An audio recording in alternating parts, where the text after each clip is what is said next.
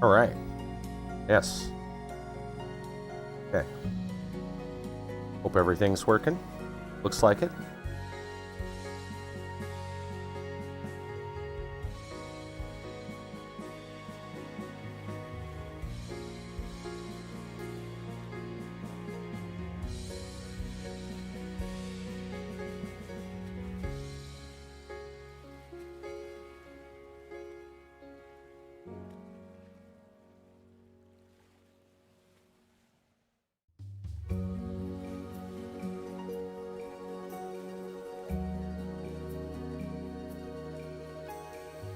Hi, 15 TD. Hey, hey, hey. What's going on? TOEM, that's right.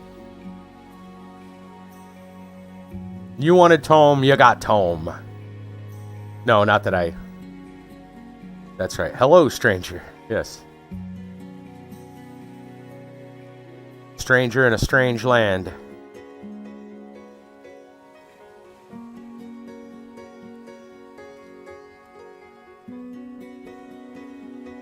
How's it going tonight, Kit Kat? Kit Kat Cat. 44. Let's go with the full name there. Doing good. Excellent. Tonight was enlightening. Got home a little while ago, about an hour ago, actually, from midweek service. Oh, yeah. I'm a note taker at church. Didn't used to be, but I am now. Have been for a little while. Not right at Easter, but no, actually probably only within the last few months have I become a note taker.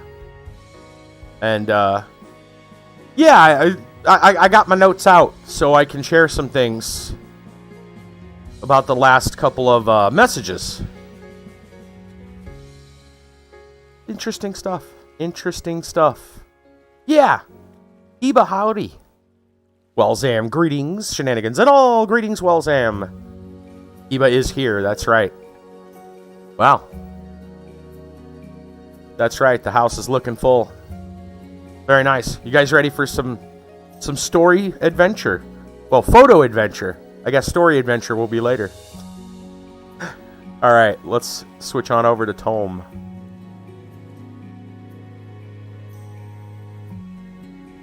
Alright. You made a poem for TOEM. Fantastic. A poem for TOEM. That rhymes already. Kit Kat with his poem for TOEM. Alright, we're going to continue the adventure. We've added a bit more to the world, yes. Homelanda. The House of Basto awaits. Okay. Play the game that keeps you right with the flicker of a flashing light. Within the frame, there is no shame, for this is a very fun game. Fantastic, sir. Fantastic. I love it. I love it. Zam, I know you probably didn't get to see this. Yeah. Hopefully we can interact. Can we not interact with the picture? What? Okay, fine. I'll just bring up my... They're not letting me interact with that photo. I guess I can interact with this one. No, I already got the picture. Here, let me, well, I'll show you there. Color. Actual color. Here, let me see if I can bring up the, album. I'm sure... There it is. Blammo. Blammo. Yeah, pretty. Very pretty. I guess that is TOEM, apparently. Okay, so let me open our quest log, I guess would be a good way to talk it. We still have a ghost helper if we want to finish everything from the base game. We have, I think everything's done at Stanham. We still have to figure out the sewer lid. We haven't figured that out. Strange blocks. So the Ice Wizard wants us to find more strange blocks. And we're missing an ancient painting. That is it. That is all we have to do in the base game. Ancient painting, strange blocks. It says various regions. It says they have appeared in various regions. It could mean we have to go back to some of the old locations. They may have appeared afterward. Let's, point that out. And there's no detail, so it's hard to say when we're done. So I don't know if you guys want us to attempt finishing this stuff up before we get into the new stuff. I'll leave that for you to decide. And again, I will repeat, play the game that keeps you right with the flicker of a flashing light. Within the frame, there is no shame. For this is a very fun game. There we go, TOEM. Roaring fire over here. Yes. Oh yeah, we have a picture of Nana. Yeah, we don't want to interact with this note at the moment because okay, if I interact with this, it may take us directly to the new place, and I'm not sure if we want to do that. If we go back to find a box of light for the sewer, yeah, okay, right on, yeah. Let's see if we can maybe get a little bit of resolution here. Can we leave the house? Wait, well maybe so maybe we do have to read the note. They're not letting us leave the house. Okay. Good morning. I went and got us a couple of tickets to Basto. It's about time we go on a vacation. Take the bus to Stanham, then follow the signs to the Viking Express. It will bring you over here in a hurry. Oh. Okay. Don't forget to bring the ticket I left you. You got the Viking ticket. And you will find me in my tent. See you soon. Love, Nana. Okay. Well, no, that's fine. I assume that means that we can still do other things. And there isn't much else to do here that I can imagine. So we're going to try to go to the bus. Where do we need to go again? So Homelanda is done. Oaklaville has a ghost helper. But we don't know exactly what it is they want us to do. Hold on, let me zoom in. What do we got? Do we got our shades on? We got our goggles on. Let's put our shades back on.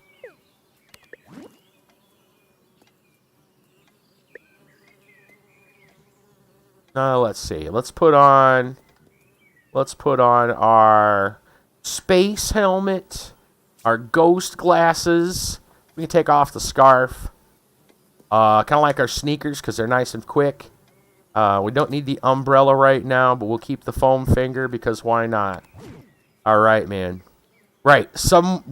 Possibly anywhere. Yeah. Possibly. Partially.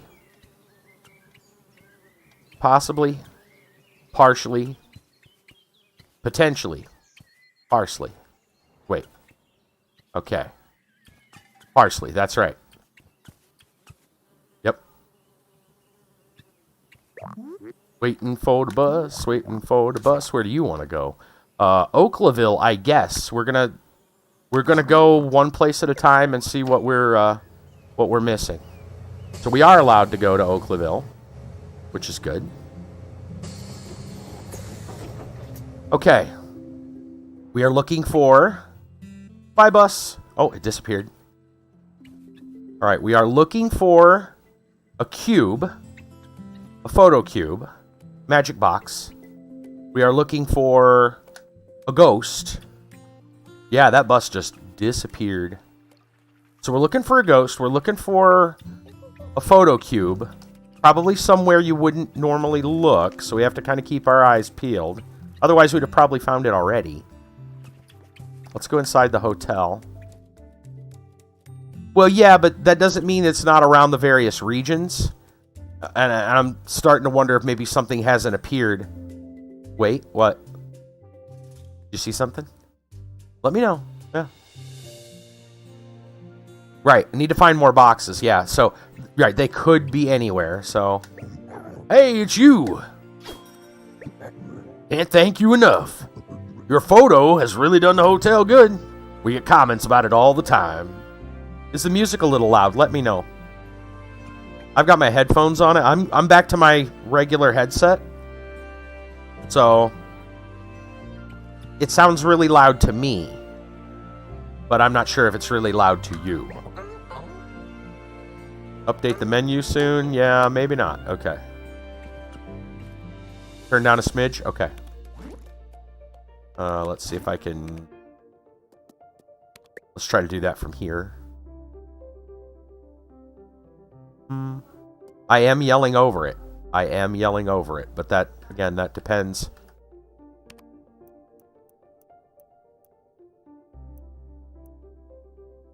There. That should be good. Okay. Yeah, I am yelling over it. Because it's loud in my ears. Is that better for everyone? Is that too quiet? Let me know. Let me know. Okay. We got the squirrels and the cool guy. Yep, he's keeping it cool. And this is where we looked up, we didn't see anything here. Okay. There wasn't as much in the kitchen and dining area that I thought there'd be. That's the monster guy. I don't see anything special here. Okay. And I don't remember which direction. Right? The elevator does not go to a different floor. Yeah, it just goes to a dining area. That's photo challenge. We're done with that. So let's wander. Make sure we've got everything. We've explored and looked around in here, as far as I know. Yeah, there's not much in here. We've already done everything there. Okay. Alright. And those are just those little bushes. We got those. Now, this was where we had to stare and look at the shady guy. We had to find those hide and seek scouts. Yeah, I don't see anything else here. Can't get down in there. I think that's all there is to that. Unless, of course, yeah, and there's a reason why you need the thing, because you can't see much otherwise. Okay. So, moving on from that screen. Yes, we had the skeleton. Alright. Oh, yeah. Right, he's the one that gave us the glasses. Anything back here we need to see? Oh, I think that's the bird or whatever, the tato bird from up there. Yeah, tato fly. Alright, and I believe there was a ghost in here. Yes, the butt ghost. Hi, butt ghost. I call him that because every time we tried to take a picture, he would just show us his butt. Ah, huh? What's this? I feel a strange calmness. Like everyone is at peace. Oh, we maybe just had to go back to him. Finally, I'm out of here. That's all we had to do, is go back. Okay. Case solved. Case solved. Strong as an oak. Excellent. Alright. That's done. Homeland is done. Oaklaville is done. Stanham is done. We still need to figure out the Log City Sewer Stumble. The Ice Wizard wants us to find the strange blocks in various regions. And there's still an ancient painting we haven't found. Did we maybe find it and not turn it in?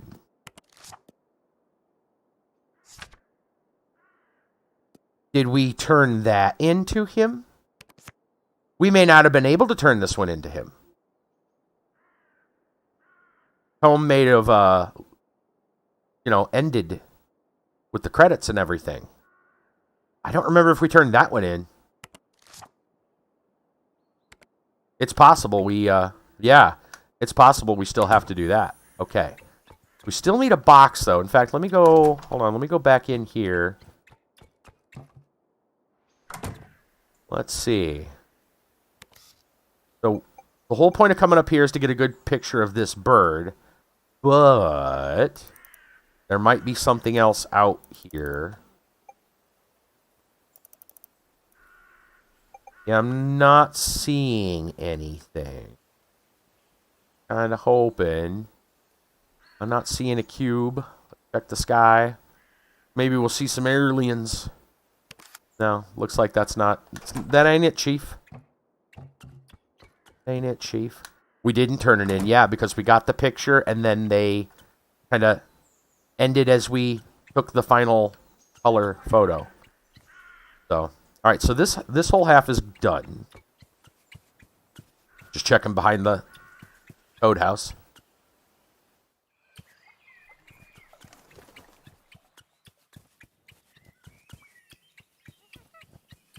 Alright, we'll go this way. Alright, there's our little campers. They're hanging out, being happy.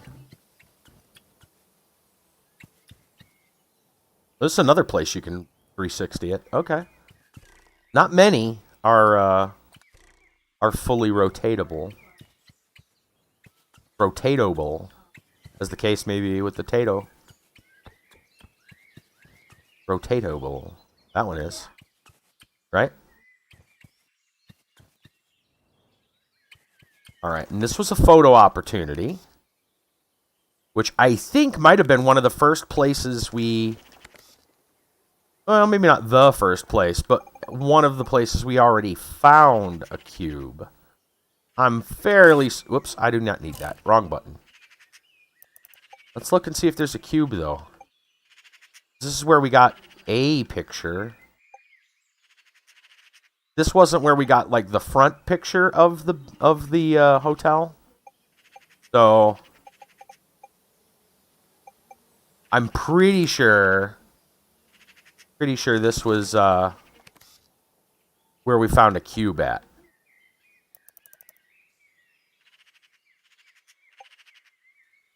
Yeah, bird. Do I hear a bird? Yeah.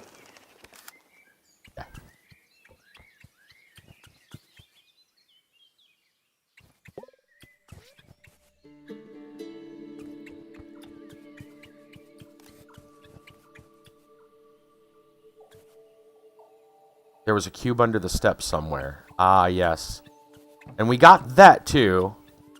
I'm pretty sure there was a shady guy here. No, shady guy was back in one of these spots, wasn't it? No, there's a cube back here. I remember there being a cube right back there. We got a cube back there. Yeah. Okay.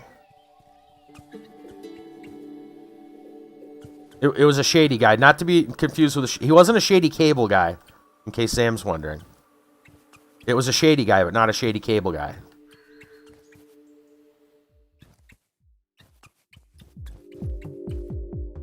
Oh, yeah. The bear rave. With the moose.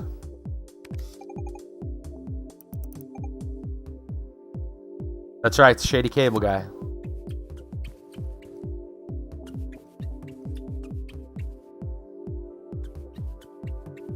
Yeah, there's no cube here. No cube here. There's fireworks here if we stick around long enough, but there's no cube.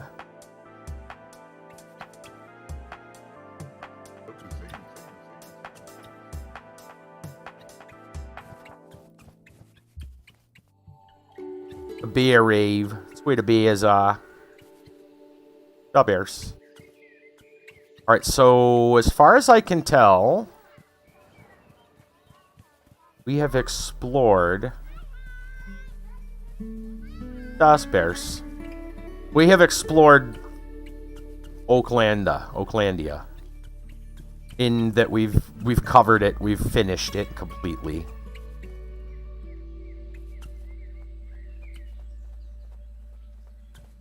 Fairly certain about that. Nothing off in the distance from the bus stop.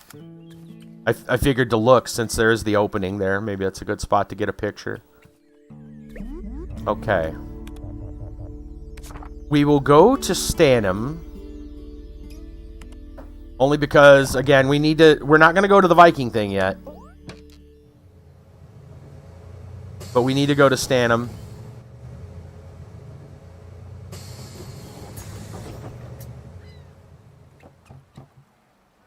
Okay, and I remember the shady guy being under the docks here. Oh, see, they're showing you can go. We've gone this way before, but it's added Viking stuff or whatever it's called, the Viking thing. All right, we'll go in here. This is where there was a photo challenge. And this is where here's our photo challenge photos. We could take a photo of our photos.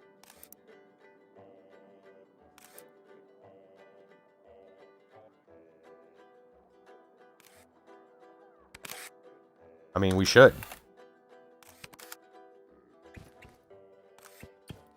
Okay.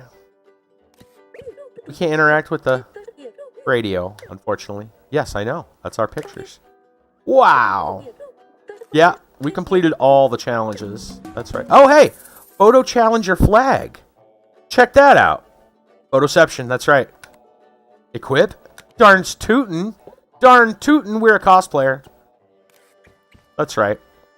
We got the flag just like they do. Look at us. Woo! Woo! I wish this game had a jump button. I'd jump up and down.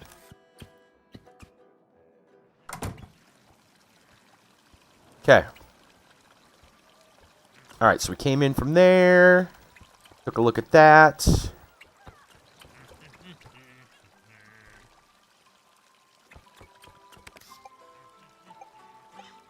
Let's just take a gander. Make sure there isn't something here.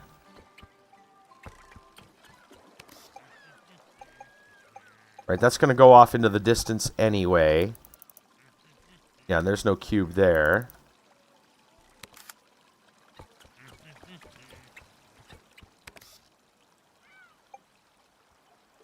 Oh, cube. Oh, strange cube.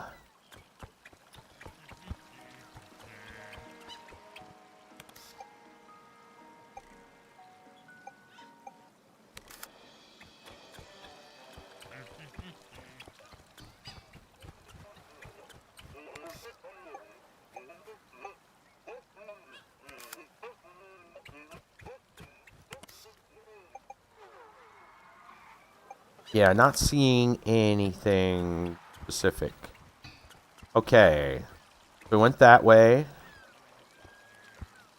That's all there was on that side, right?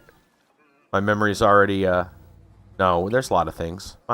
My memory is terrible. Alright, let's see. Is there anything else to see out here? The sun.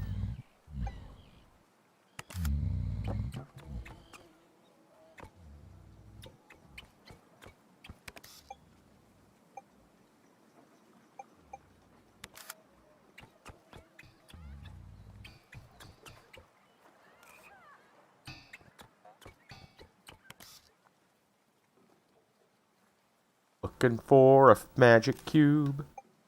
I don't know just where it is. Greetings, you've completed the challenge. I know we have. Do you not see my awesome flag? And how awesome it is?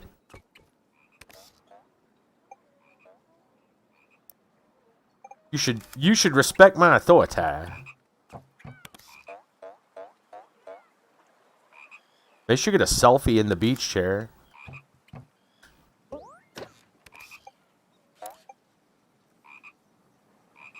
Oh, I think we're going to use the tripod for that.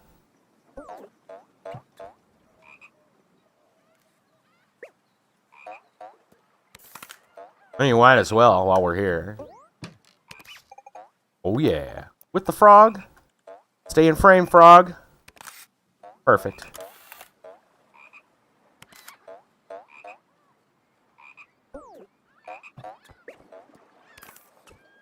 That's right.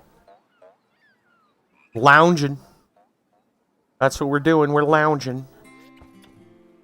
There's the full song of the Fisherman's tune. Okay, so I remember there being... Yeah, there was the big... There was the Nessie or whatever. Lockie here. Oh, yeah, we gotta scare the birds away. Hold on, before we do that, let's just...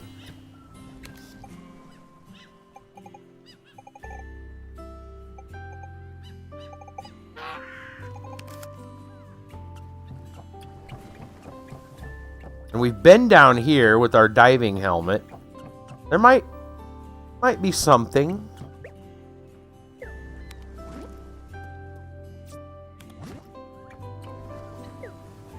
Let's go back down under the sea.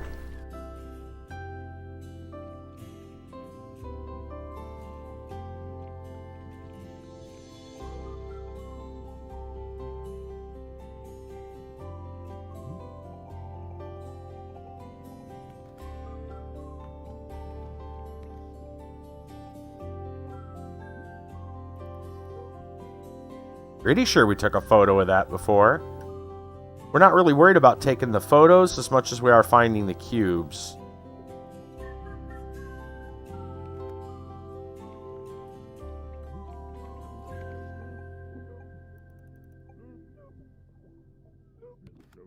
Yeah, there's like multiple shipwrecks or something down here. Bloop, bloop, bloop. Almost reminds me of like the Derp song. Derp, derpity, derpy, derp, derp.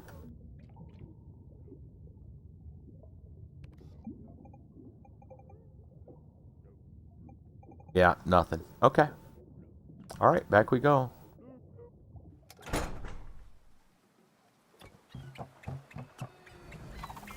I do very much recall there being a cube somewhere around here that we got already. So here's the rain. The rainy area.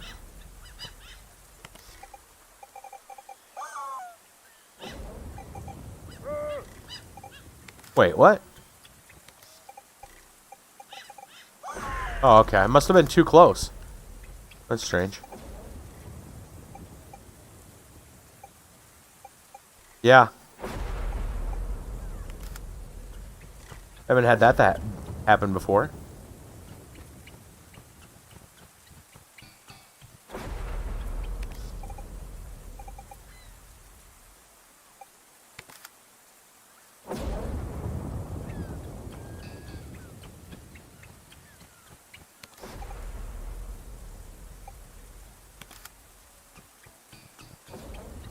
We can't go around here. Screen's got a full rotate on it, but I'm not seeing anything. Got the little house. With that grand moustache.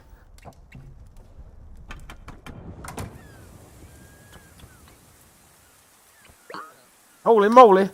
Everything is back to normal. I should probably fix my binoculars. Thanks for helping with the boats. Right. Storm. And the boat's stuck there, which he apparently did his job. I'm sure he did. He did a great job.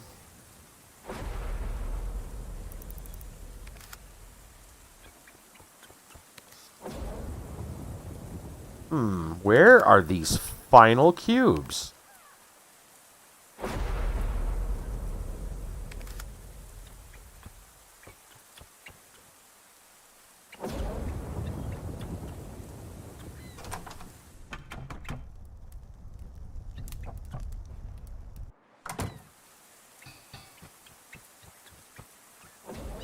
Okay.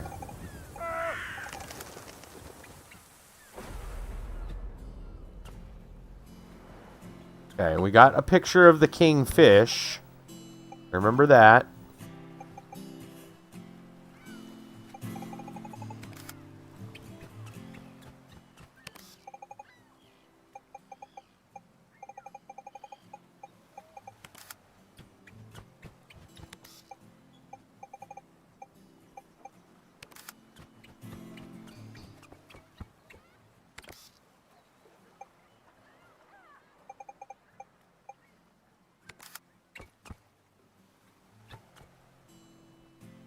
Nothing here. Want to hear our performance again? Nah, we're good. We're good, we're good. Okay, so nothing here. Nothing here.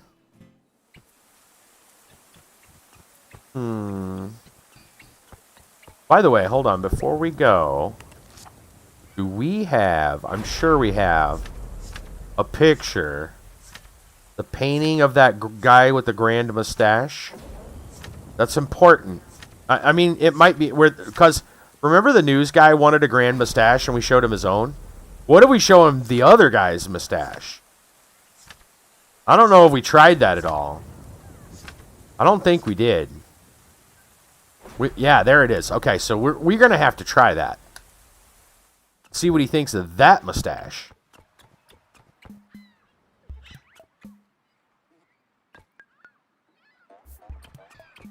Okay, the only way back is this way. So we've got an area explored. This left area is explored.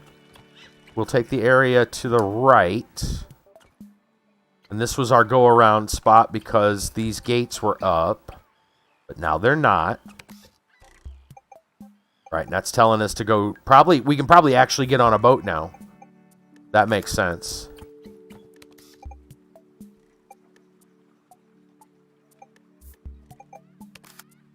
And this stuff was open even before the Viking Express was ready. So it's not like this new content is probably where the new cubes and stuff are. I'm fairly certain.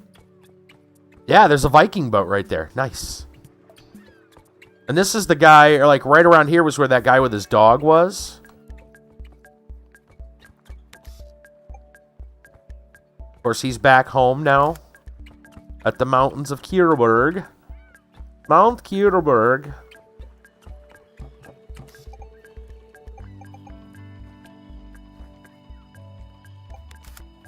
Okay. Whoop. Kitty. Pet the kitty, pet the kitty. Purr, purr, purr, pet the kitty.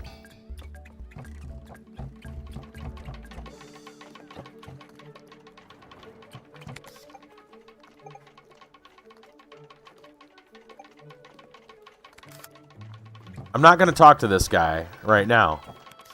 I will take a picture of the boat if I can get a half-decent shot of it. Let's stand back a little bit.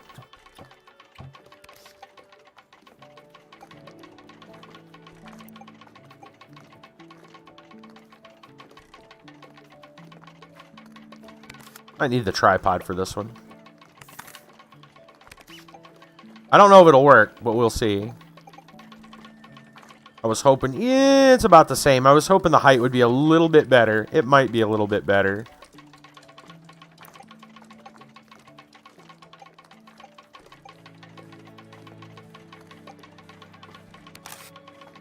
Sure.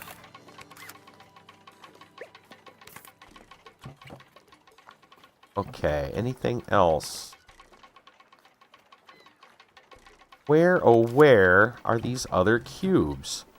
I mean, we might just have to go back to the wizard anyway. Maybe we're technically done like we were with the ghost.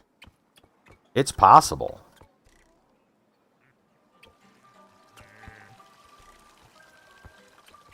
Did we finish everything on this side? I don't believe we did. I thought there was another... Yeah, there was a way out over here. And it should kind of go around.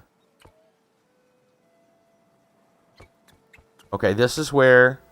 Last cube is the cube you need to get to help the sewer guy. Oh, you know what? That makes a lot of sense. That actually makes a lot of sense. Maybe we missed the cube there. That would make the most sense, actually. Because I know we got a cube. We got at least one cube here. I remember getting a lot of stuff done here. We got, like, garbage out of the place, and... We can't go into the building. It's like a fishing thing. Yeah. Right? That would fulfill both quests, and it's not like we haven't done that before. We helped, what was Granny with her car? With a cube.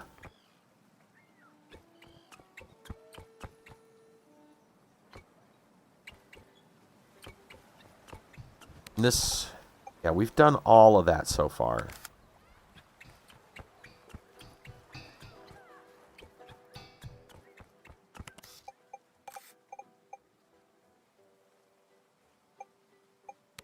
Nothing. The water plant? Yeah. Hydroelectric. plant.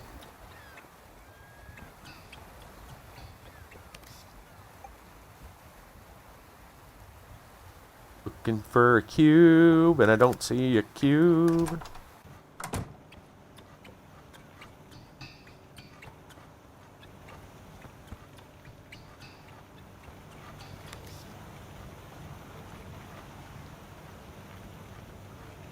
Nope, I don't think they snuck one up in there.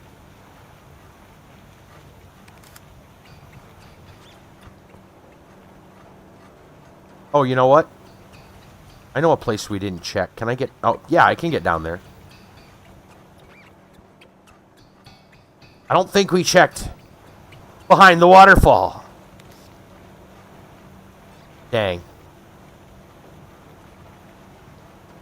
I feel ripped off. There's nothing cool behind the waterfall. They have broke one of the cardinal rules of video games. Red barrels explode, and there's always something behind waterfalls. Come on. All right, this is a pretty good game, but we're gonna have to deduct a point. We're gonna have to deduct a point.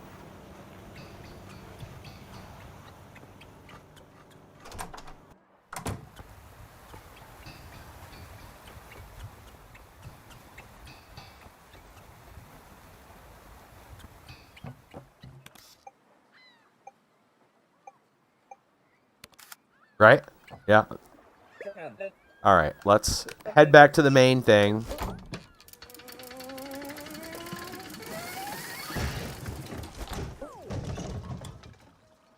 All right. All right, we're done here. So, to the bus, to the bus. Log City is where the sewer thing is at, so we still definitely need to do that.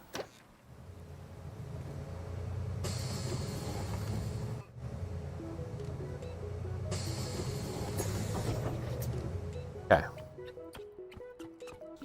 We're going to just try to find the sewer guy immediately. Because I think you might be right, Kit Kat. And if we still can't figure that out, then... Okay, there's the sewer guy. If we talk to him... Right. So typically in this situation, that we can't interact with it, there's usually a cube, Oh! Is that it?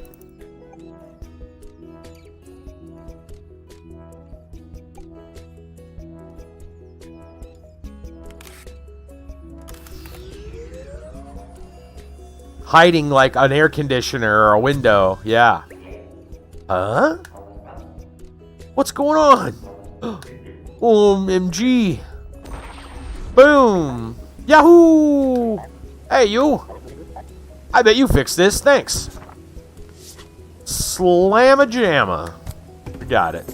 We got it. Ah, fresh air. Yes. Business executed. Whoa, I'm free. All right. Might as well get a picture of that, too, if we can. Oh, come on. I was going to say, man, you better be floating up out of here. There we go. Ride the wave, sir. Okay. Log City is complete. So let's go back to Kiruberg. Turn in what we think is the last painting and see if the wizard has anything else to say.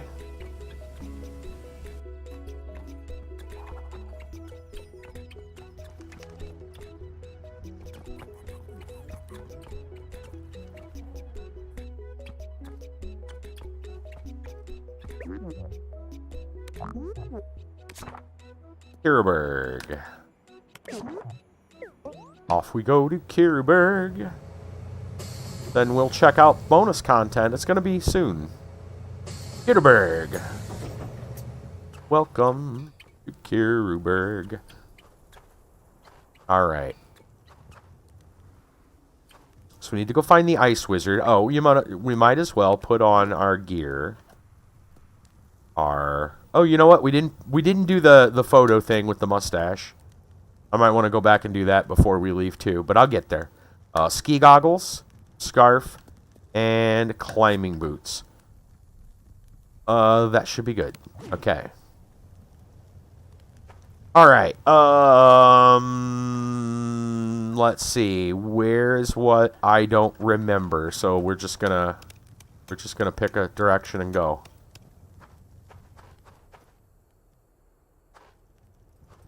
All right. This is the guy. He found his snowman. Yep. His snowman is done. The robots are looking at the asteroid. That's where the secret base with the shady, the HQ. I think we're looking for a place that had ice.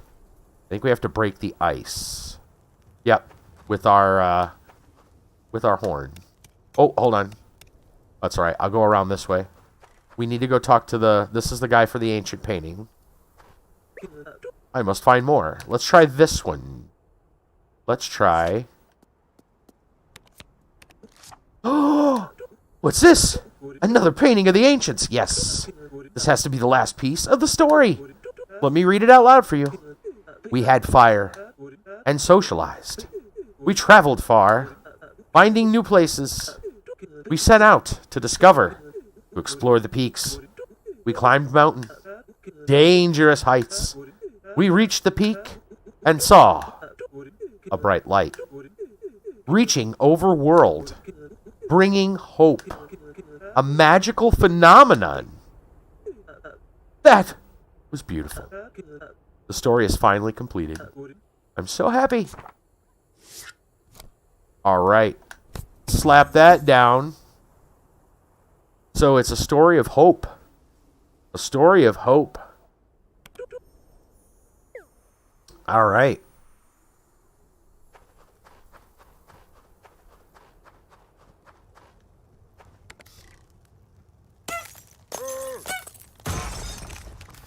Pretty sure we got to go this way to get to the Ice Wizard.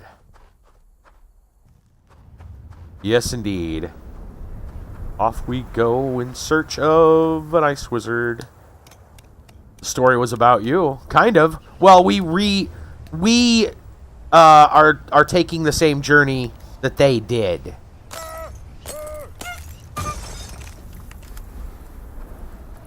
Yeah. And Nana apparently did the same thing. Yeah, right. Okay. Oh, and there's where the big monster was. We'll show that to anybody who didn't get to see him. There he is.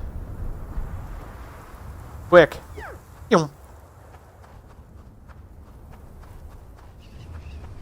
Alright, so that's done. There was nothing under the stairs.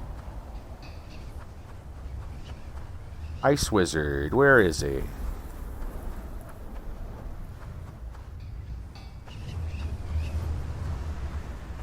What's that sparkle down there? There's some... Oh, it's just a... That's just a pipe, I think, from a... Oh, this is where I saw the... right. This is where I saw... He was in a tower, yes.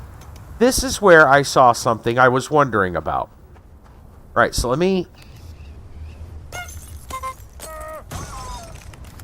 This is the building I was wondering about, because it looks like there is a home here. Let me stand back. That's like a stovepipe. It suggests this is a building? Perhaps? It suggests something. I was hoping maybe we would break the ice or snow. Yeah, well we can... Oh, what frame picture. What did we want to put in this picture? Why is there a frame here? I don't know. I'm just going to go ahead and put that in. Oh! Oh! Oh!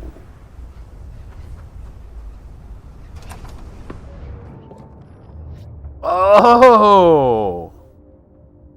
Aha! Aha! Hey, look! There's like a stick figure man there with another color painting. What? Can we interact with the painting? No, but I can take a picture of it. Oh yeah, we're taking a picture of that picture. Is there anything I'm better at than taking pictures? At pictures. Alright, let's talk to the stick figure guy. So glad I can stay inside. These old movies are great. What you watching? He's actually got a moving picture. What's he watching? Looks like a Western, maybe. Oh, no, he's watching Godzilla movie. That's pretty obvious. Dun dun dun dun dun dun bum bum bum bum. Nice. He's just chilling out watching movies. Okay, nice. That's a cool little Easter egg. Nothing real crazy. Nothing real crazy, but pretty neat. In fact, I might get a picture here. Get a picture of that too. Let's get a. I want to get a picture of the Godzilla looking thing. I'll wait. I'll honk. There we go. Don't tell the MPAA what I just did.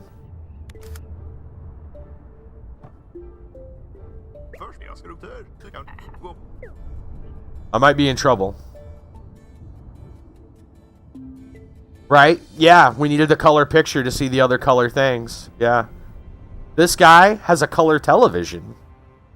Think about that. Alright. Now what? To the Ice Wizard's Tower. We need to go find the Ice Wizard's Tower.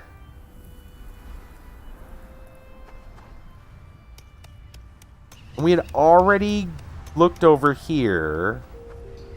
Right? My direction sense is failing me again. I think this was a dead end, right? Yeah, that's Tolly. Yeah, you're right. Tolly's over there. But we still got to find our way to the Ice Wizard. Okay, so they did intend. They very much intended for us to come back after finding TOEM to finish some things. After finding TOEM, yeah. The only way you can unlock that is to find TOEM. Alright, that's the observatory. That is the alien and the guy, the researcher. I think it's a girl, actually. Maybe down the slope? I don't remember anymore.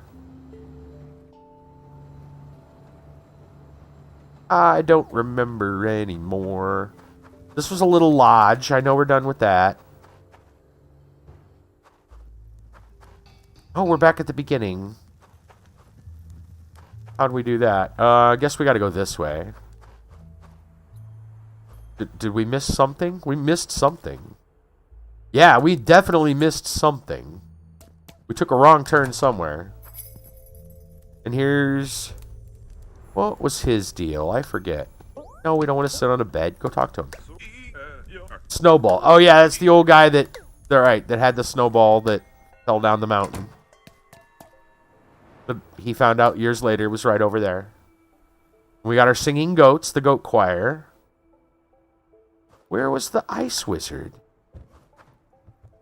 Ice Wizard. It had to be back here somewhere.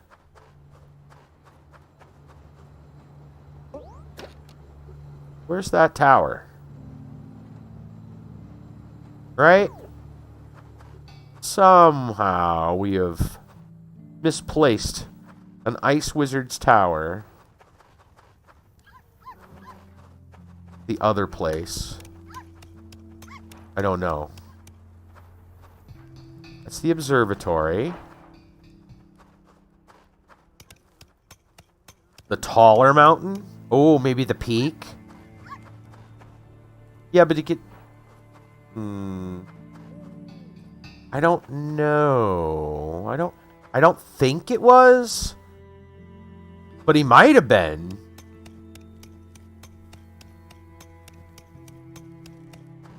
I thought he was back here, but this isn't it, right? I thought he was back here somewhere. That's the bonus stuff. That's Tolly.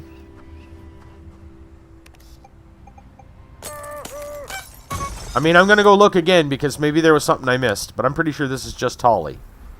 That's just Tolly. Yeah, there's nothing else. Yeah, we're gonna have to try for the peak. We're gonna have to go to the peak because I'm not seeing anything else.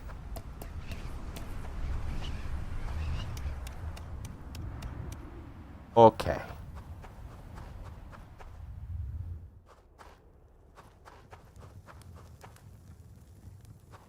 There's the Yeti with his little fluff.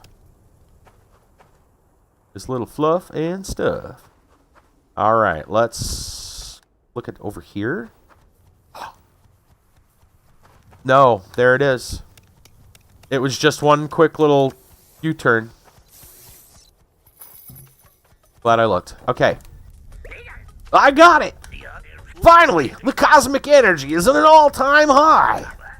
I can do this.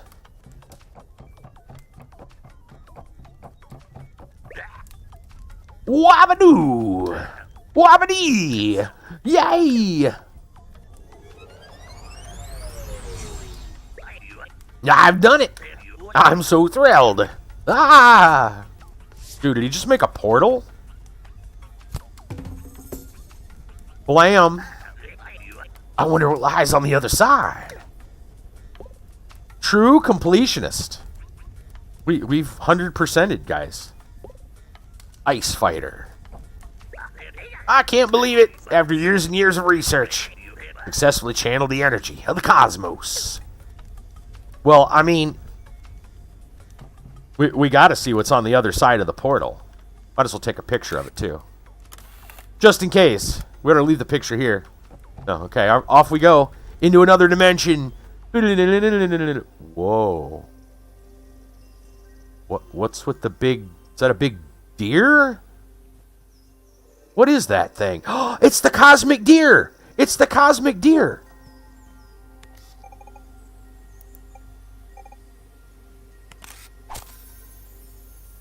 Yep. The cosmic deer. Cosmo deer. We're gonna pet the Cosmo deer. Oh, look at that! Its antlers are growing. New music. We got new music for doing that. Pet, pet, pet. Pet, pet, pet. The petting of a sacred deer. Huh. There we go. Had to honk at him. If you don't honk at him, what's the point? Okay. I mean, it doesn't get any crazier than that. We got a cosmic deer now. Let's go show him what we found. Maybe he'll be interested. No? Oh, I thought he'd want to see a picture. The compendium must be complete.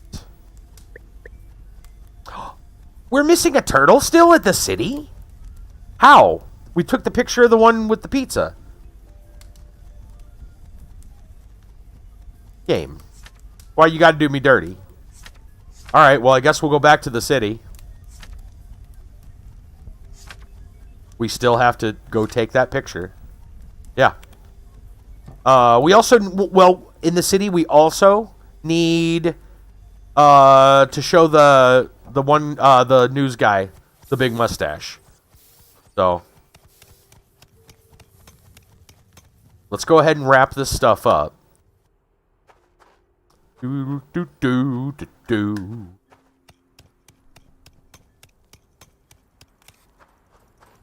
All right. Is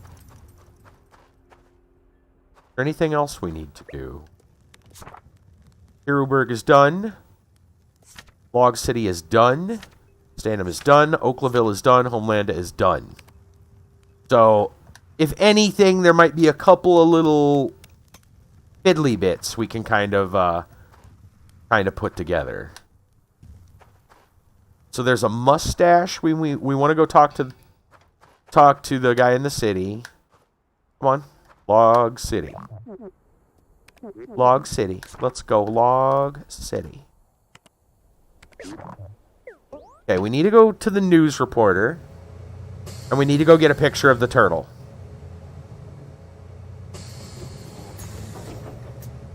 I could have swore that would have counted for the turtle.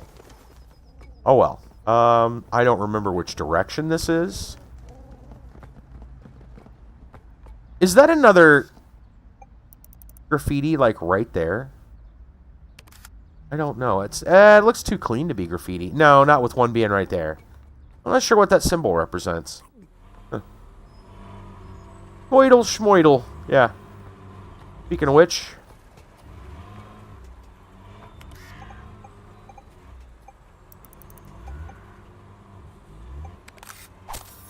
Got it. Collect them all. There we go. Okay. We got the turtle. Now we need to go to the news building. I believe this is it. We need to put on our reporter hat. Otherwise he won't talk to us. Ah! I wanted to show him the grand mustache.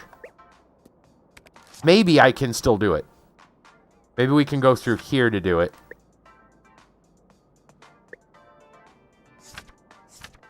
And hit like... There's got to be... Maybe there's an option to use it.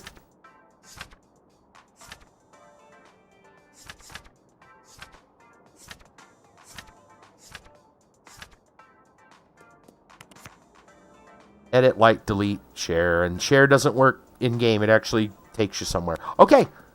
So, I wonder if that was an option to show him that captain's mustache. Oh, well. Alright. So, we have done it. I'm sure it's acceptable. Yeah. I'm sure it's acceptable. Hi, Granny. Bye, Granny. Right. Oh, and for anyone that missed this clock up here, in fact, it's almost time to ding if it didn't already. Oh, it's just passed. It just passed by like 15 seconds. We just missed it. This clock is actually in time with your system clock. And at the top of the hour, what is it that comes out? A chicken? Isn't it like a chicken or something? Hold on. There's a speaker that talks about it. The Grand Clock Tower. The Royal Clock Chicken. Yes. We had to get a picture of it. In fact, I can show you a picture of it somewhere here. The Clock Chicken. The Grand Clock Chicken. Where is it? Chicken, chicken, where are you?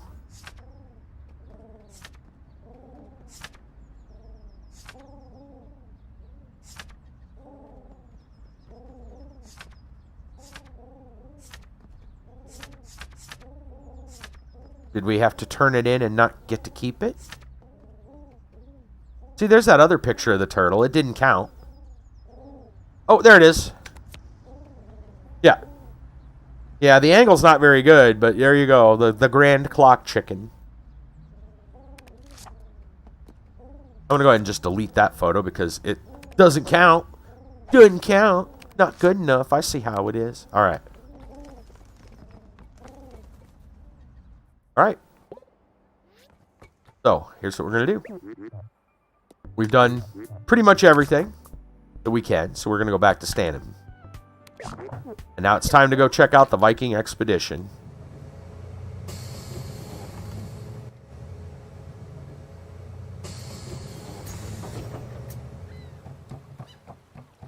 We get to just follow the signs.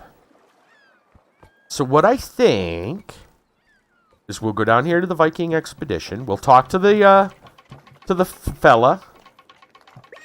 Arrgh! You got a ticket. Well, yes, you do. You want to go to Basto? Sure. Alright, hop in. Oh, that boat goes faster than I thought.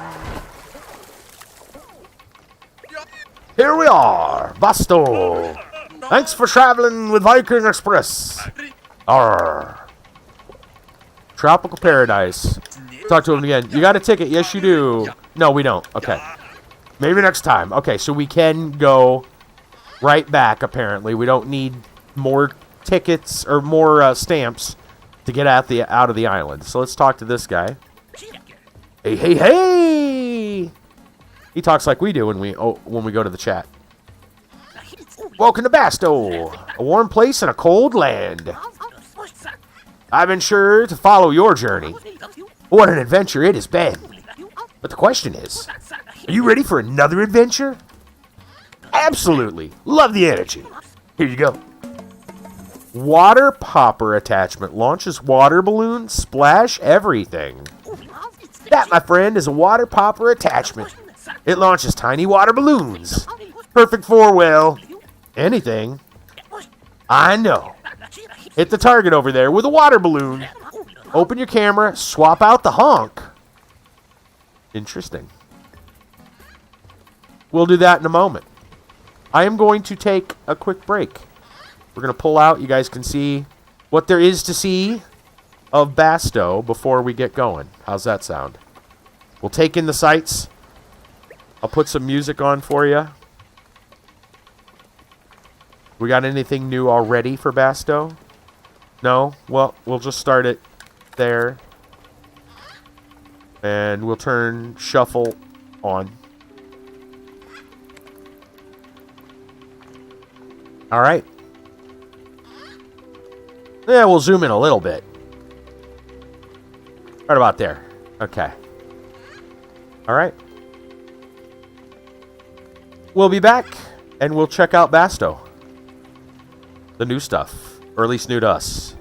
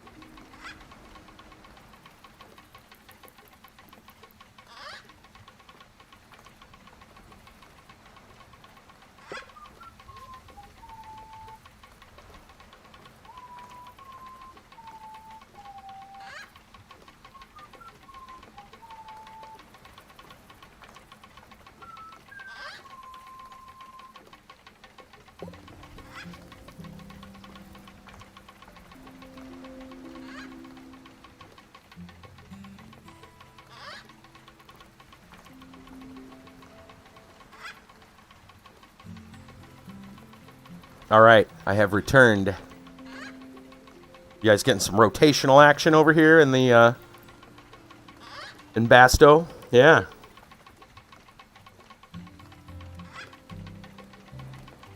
Enjoying the music. All right.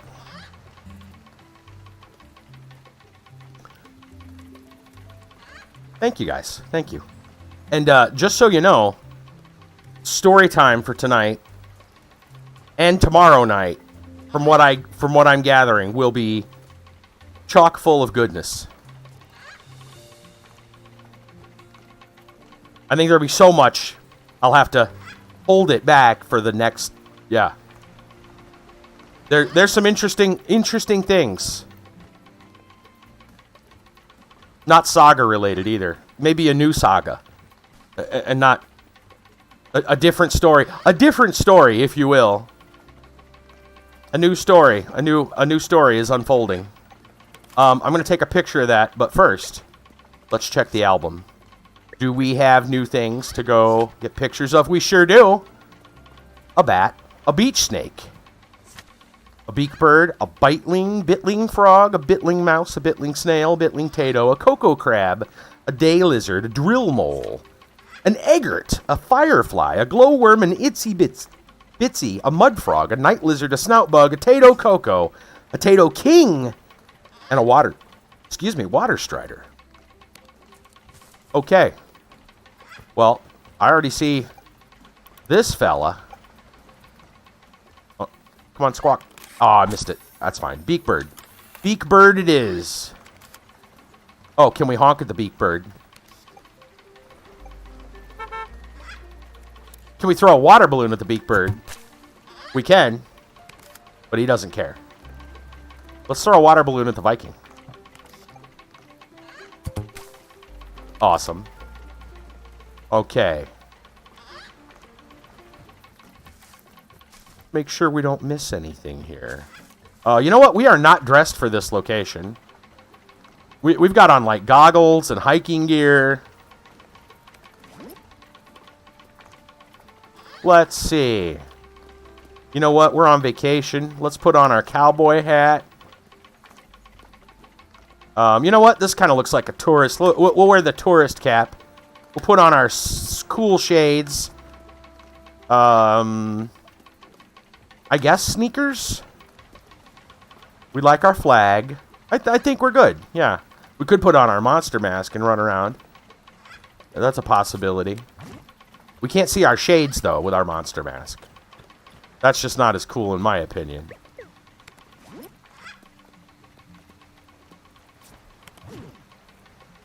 No hat?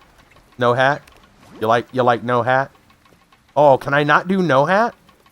I don't... Wait. What if I click on it again? There we go. We can go no hat. Oh, you mean with the monster mask? Oh, I didn't even realize it does. Gotcha. You know what? Let's go with the cowboy hat. Yeah, cowboy hat. We haven't worn that since, like, the beginning. Okay. Basto. Welcome to Basto. We don't need any pictures of coconuts, do we?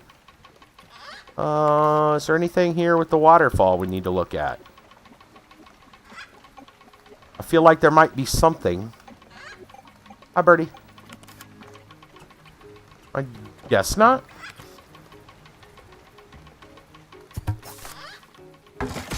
All right. Nice shot.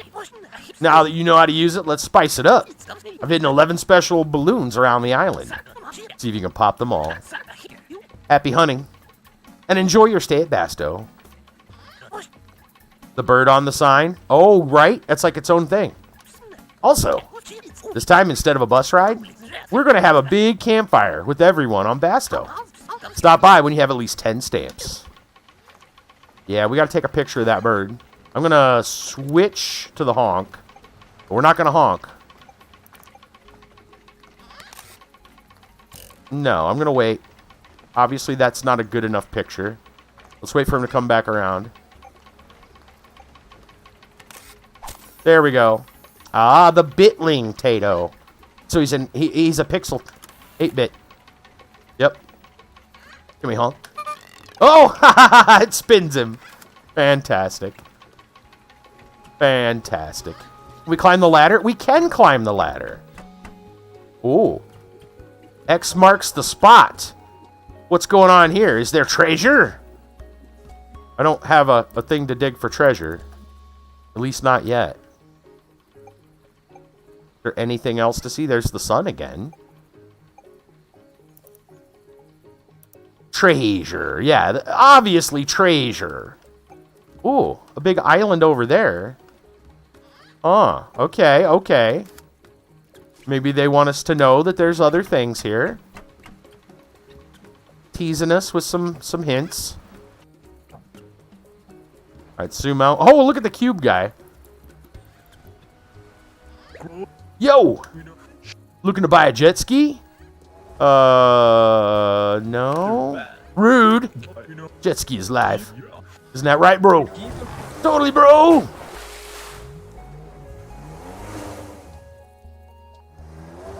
Nice. My bro can do the flippiest tricks. Like the most rad stunts ever. If only we could capture one. Capture a rad stunt. Maybe there's a round guy, yeah. Interesting. Oh, water strider. Yep. Yoink. Okay, we got a lot to... Oh, I see another bird up here, too.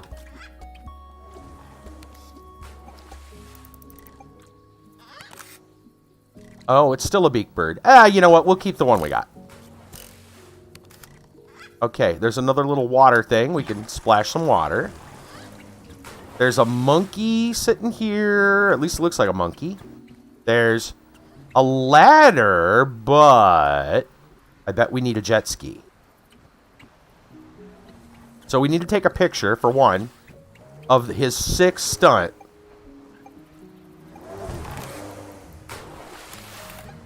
Let's see if that counts. Huh? At least it said that he wanted that. Yo! My bro looks totally primitive, dude. Hey, bro! You look sick as heck! I know, bro! Thanks for this. Look at that. Done. Slap. This would look sick on a poster. I'll print a bunch right now. Seen the posters yet? It's totally primitive, dude. Cool. He's got posters already. We're going to have to look around for some posters. Let's see. Is there a water balloon area? You know what? That looks like a balloon to me. Alright, we're going to have to arc the shot.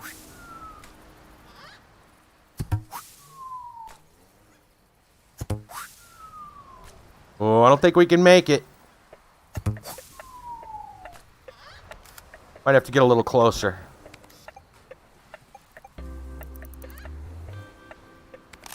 Whoops, I don't want the picture at the moment.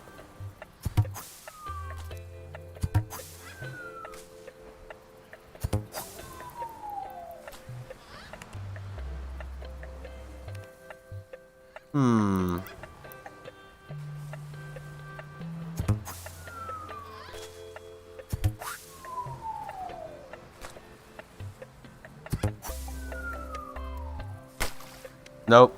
It's not going to make it, I don't think, from here. No. Okay, so there's something else we're going to have to do to get that to work. Go to the building.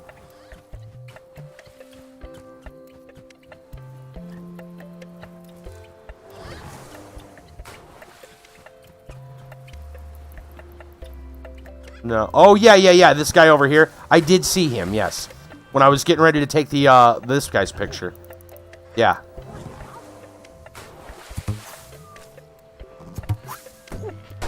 Got him. 1 of 11. Alright, let's talk. Actually, you know what? Since I can't aim this far, I'll go ahead and take a picture of one of the balloons now. Just in case we need them. Okay. Let's talk to what looks like maybe a monkey. Oh, my poor little leg. It hurts so much. Only a really nice, cold ice cream, suitable for a tiny, adorable monkey, can fix my leg. Oh, the pain. Broken dreams. Poor little monkey.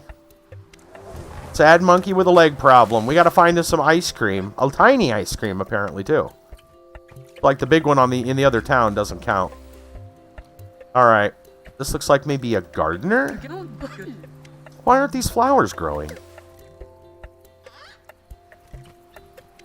11 flowers? Water them! We need to water... Hold on. I saw one back. I saw one back at the other place. Hold on. We also need to water 11 flowers. Got it. Bingo. Yep.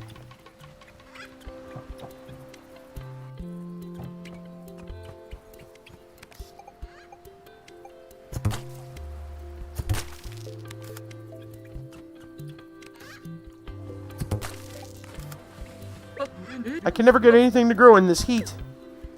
Oh, hey, there's the poster.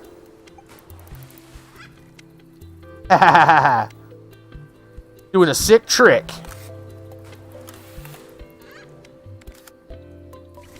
Doing a sick trick, bro. Alright, so we got to keep our eyes out for potted plants. And the balloons. Okay. Stuff to do. There's one. Got him. What is that? Lantern, I think. Oh, what's with the snakes? Interesting. There's a balloon. We're going to hit that. We're going to take a picture. Beach snake.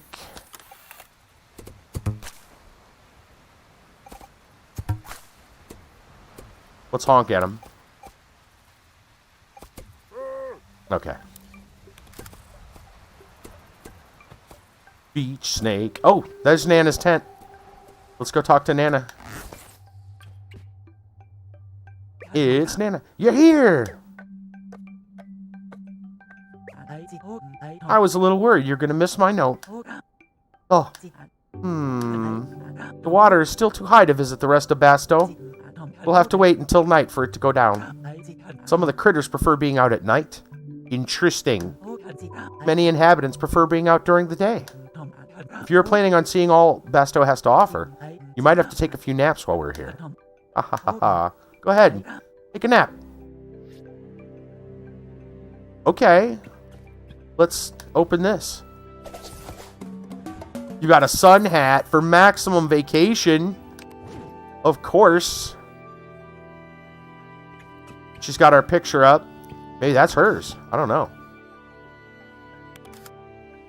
I guess we'll take a nap. Sure. Taking a nap on a hammock. Hey there. How was your nap? Still tired, huh? What's a vacation without a good nap? Slap. Go out and explore a bit. It'll wake you up. So that's why the lanterns. Got it. So now we have nighttime stuff to do, too. There's going to be a difference. Hey, the plant... The plant needed water again. Interesting. I wonder if we have to go around and, like, do them all at once. And I also wonder these signs have a sun on them. Like, maybe there's different day and night stuff. Okay, that's a cool feature. I'm also glad that they didn't tie it to actual time.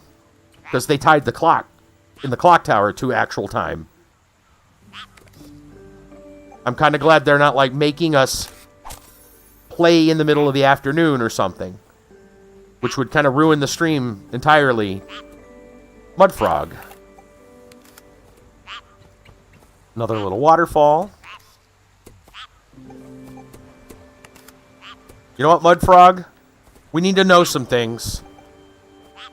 If we throw water at you and if we honk at you. Okay. We had to check. It's very important.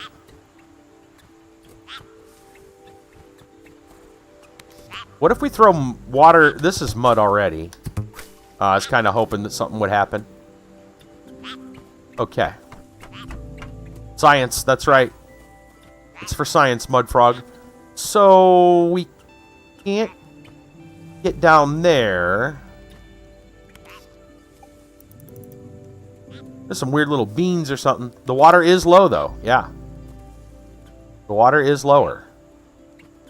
So let's go back this way. We can cross the bridges now. Because the water is lower. And we're going to have to do all the water, I guess, without taking a nap. Which means we'd have to do it at night. Otherwise, we're not going to get to the rest of the island.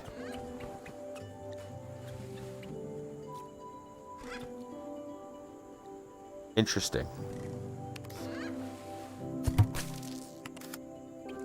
I'm probably going to end up just having to go back and do these over and over until I figure it out.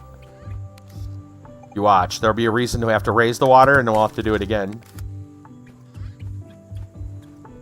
And there's this one back here, which we can get that one on the way back. Alright, we got some, like, little mud flat kind of thing. Right. Okay. We already got that bird. Oh, look, there's a place to nap, too. They change during the day after you nap, yeah.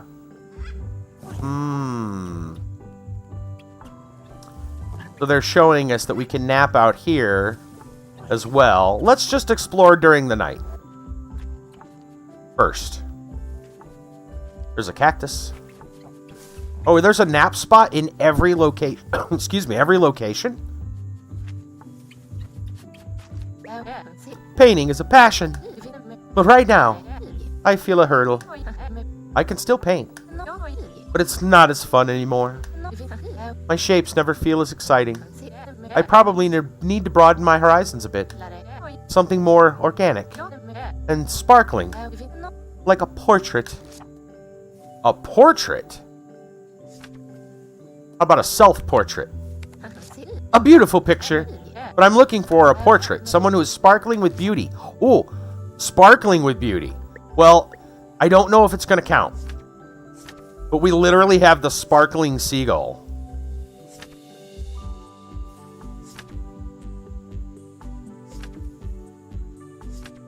If I can find him, I know he's here. I'm sure it's in this spot somewhere. I don't know if we replaced it or not. We may have it in the regular photos. The pigeon. Yeah, it might be in our regular photos.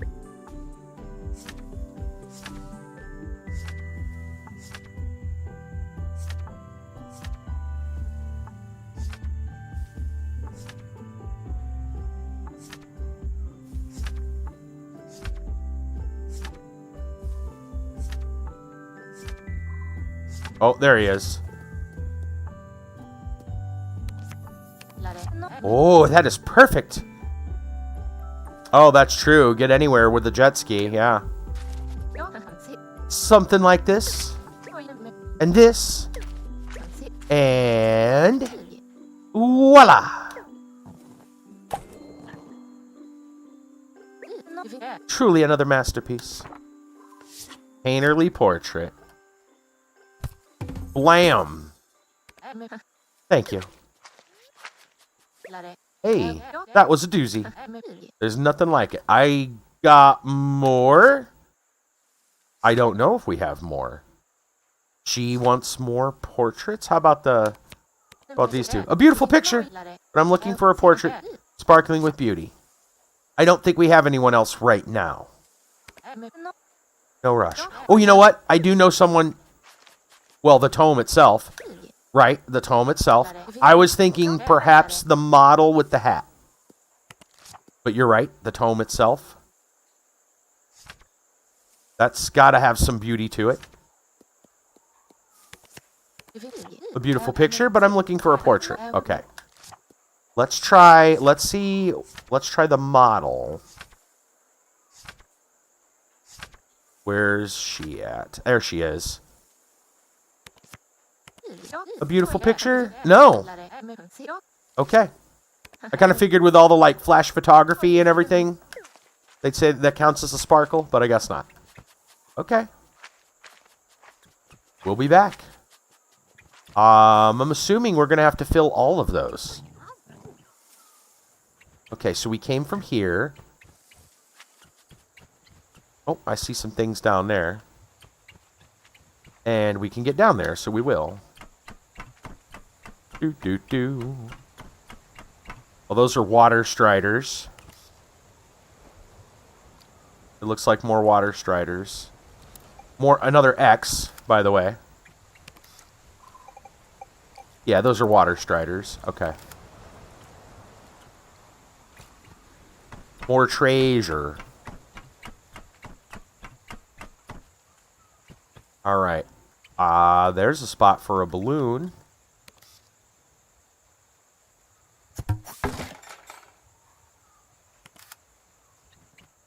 Oh, a hatch. Right, there's another water fountain. Spigot there. A pump. Old water pump. Place for a nap. You can lift some weights, bro. Another water pump. Why so many water pumps? I don't know, but I see a flower here that needs splashed. Yeah, there's a lot of water pumps. Curious. Let's go down the hatch.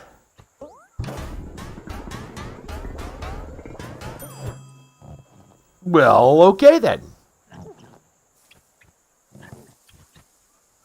And why are we here? I see some nanners. Oh, that's why we're here.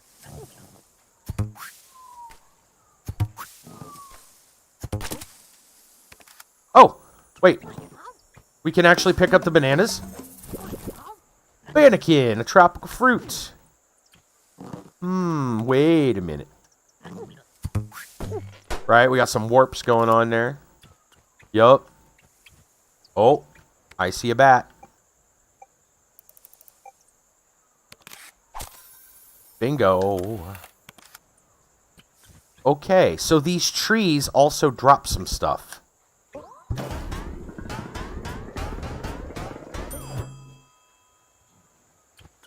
Right, we took a warp zone, man. So what about this tree?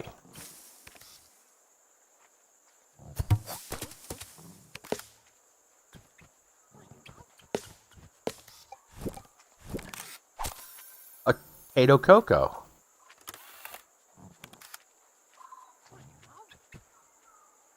Nice. Oh, there's the ice cream. This is the ice cream spot. I see another balloon up here. Whoops, not that button. This button. Got him. Okay. Let's go inside the castle. In fact, they're showing that there's a photography location somewhere here. Why would there be a photography? Where would we want to take a specific picture? Maybe the castle itself, for all I know. No, no, no! The royal family is napping. The castle is open during the day. Yes, yes, yes. They are napping. Okay. We gotta come back at the day. We'll come back during the day. We're not gonna nap yet. Let's continue looking around. Song of the Sea. Hello. That is an oddly realistic looking leaf.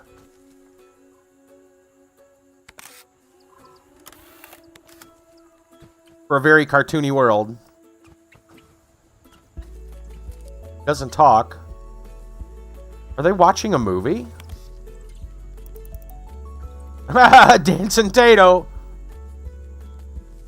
Something up in that tree, too. Interesting. They're watching a movie. What is going on? You can't see the movie. Ah, it's too bright. Oh, we can put out the torches with our water. That makes, yeah. Gosh, thinking I like the old Thief games. Got to use the water arrows.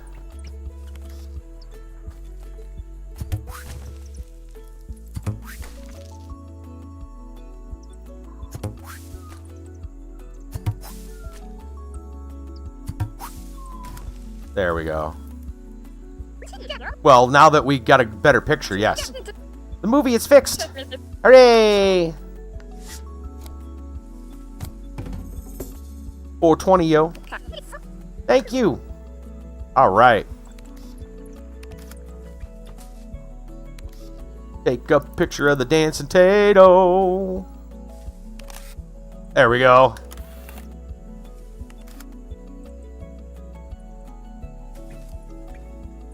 I see a pair of hands sticking up out of the ground over here. Look at this.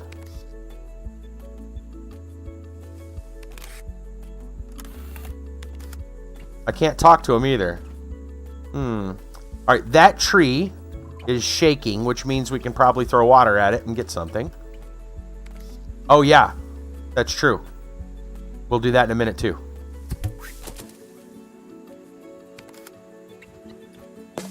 You got oranganas. Or oranganas. It's a tropical fruit. Yeah, where did he was here. He was right here somewhere. I thought he was in the tree. He's not in the tree? Let's look around. He's nearby, obviously. Where did he go? I know, I saw someone. Is he? Hold on. Well, we gotta take a picture of this gecko. Or whatever you are. Night lizard, okay. Looks like they're putting together a dinosaur skeleton. Hey. Bet you've never seen anything like this before. I assembled it all by myself, baby. I've named it Arthur. There's a ton of weird things hidden on Basto. Of course. I bet you have an itch for hidden things as well. A pickaxe! You find any of Arthur's missing pieces? Show me a photo. Okay. Okay, now. Now we're getting somewhere. We are getting somewhere. As we go over these bushes... Well, I guess that's true of all of those. Huh. I just think it's weird that they actually make a thing. You know what? Let's splash the... Let's splash you. Alright. My aim is terrible. I want to honk at him, too. Doesn't do anything. Okay. Yes, time to X marks the spot. Let's go down here and see what's going on. I see an egg back there, maybe? This is definitely some kind of egg. There's something going on there. Okay, we can go that way, but we are not done here, so... Go back. Oh, you're right, we could splash the egg. Or honk at the egg. What am I thinking? We're not doing enough things. We're just looking at things. My goodness. What have we learned? Nothing, apparently. Let's move over. Okay. Okay. We tried. Doesn't look like it's doing anything right now. We might need to do something else.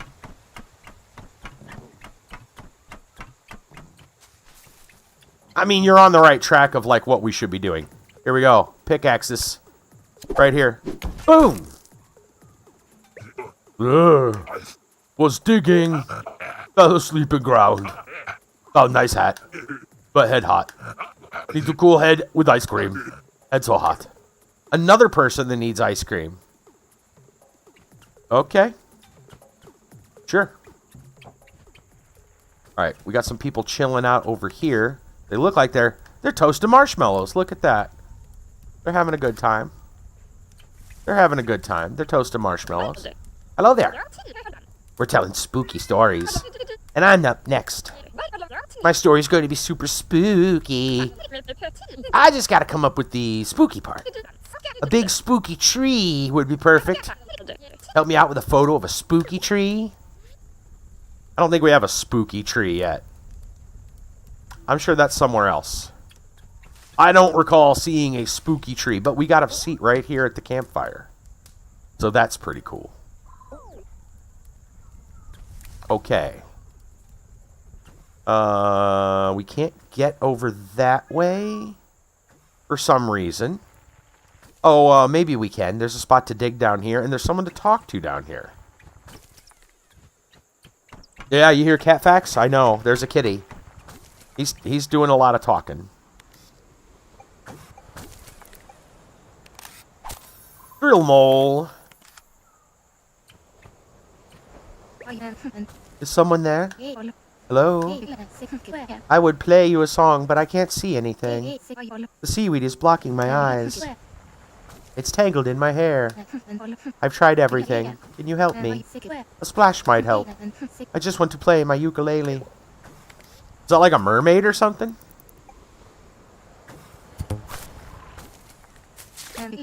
I can see. Oh, thank you so very much. I can finally play my song. A beautiful creature, huh? That's what it said.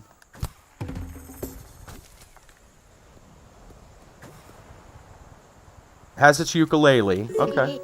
The moon. So fine. My hair. So fine. La. Hey, they're sparkling.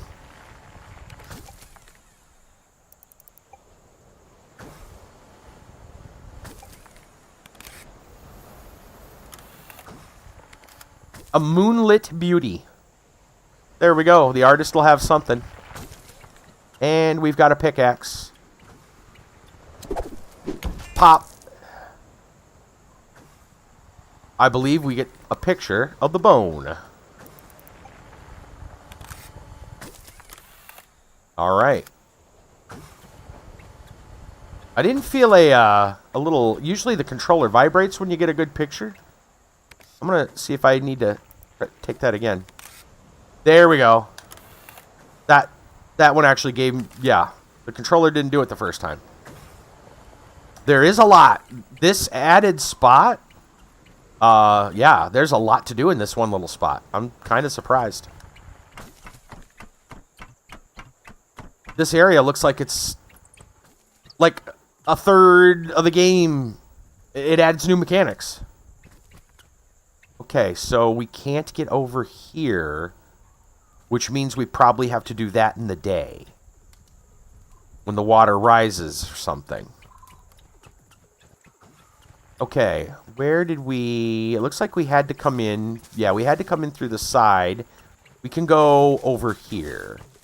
While it's still night, we might as well just check out as much as we can. Is there anything else here with this guy? No. Okay.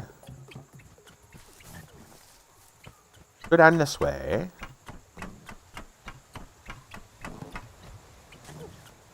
What an enjoyable little game. It's not really that little of a game, but what, you know, how enjoyable, and the extra stuff makes it more enjoyable. This is another warp zone, it looks like. Oh, hello. What are you?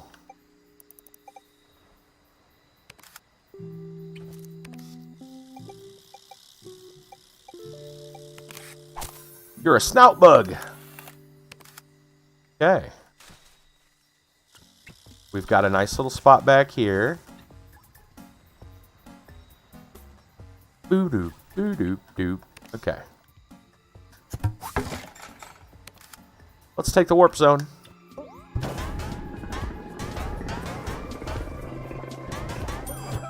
The stick was sparkly? Oh, I didn't notice that. We'll have to come back.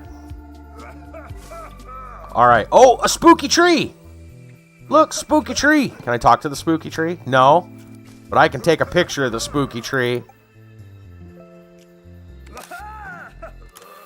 Yeah, I see the balloon.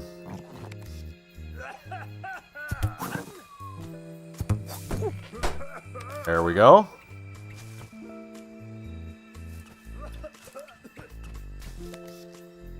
Make sure there's nothing else.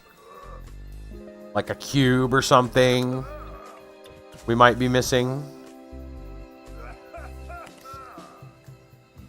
Off to the side. So far, so good.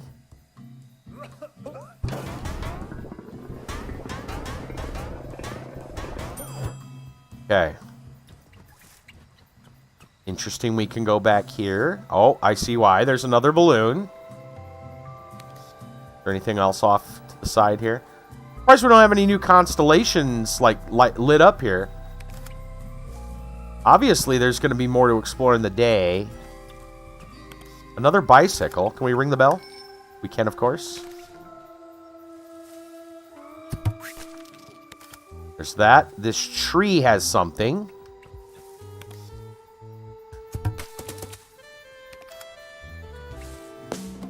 You got a bean nut. Hey, let me tell you a secret. The coast is clear. Have you heard of bitlings? They're very special creatures. They look just like normal critters, but they're all lo-fi and blocky. They also emit a strange melody. I want photos of them all. Think you have what it takes to find them? Wow. This is a lot of stuff to have to pick up. I'm not complaining. It's nice. I'm surprised at how much there is. Well, we do have the bitling Tato. Whoop. Nice find. Got any more? I don't think so at the moment. Yeah, no, I don't think so. We'll get back to you on that one, sir. Bitling collector. 4. Okay. That's not so bad. I mean, we can take his picture, but I don't think it counts. Okay. There's another balloon back here. Probably an X spot. No? Maybe.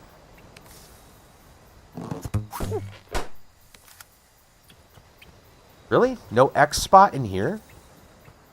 That's a surprise. Okay. Place to nap. I think the only other place... Oh, that tree up there has something. The sparkle. I mean, other than the torches, I'm not sure I see it. The torches have a thing. The bamboo has a sparkle. Oh, I see it now. I see it now. Yes. Okay. I'll go check it out. I see it. Yep. Oh, coconut crab. Yep. Hello, coconut crab. Nice. There is a sparkle over here. Oh, it's a sparkly snail. The bitling snail. Well, sir. Right in your own backyard.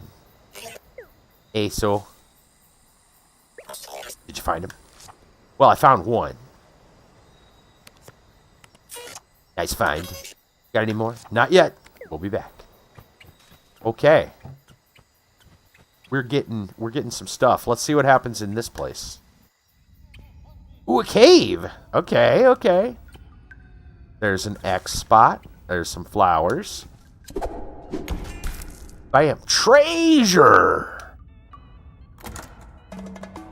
You got a sun cap. Sun out of your eyes in style. Treasure. That's right.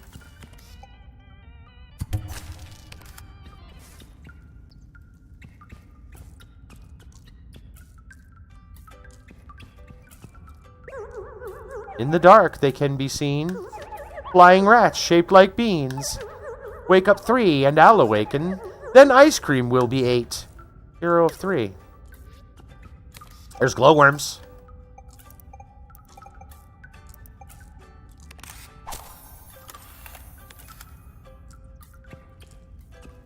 So awaken the bats in the cave.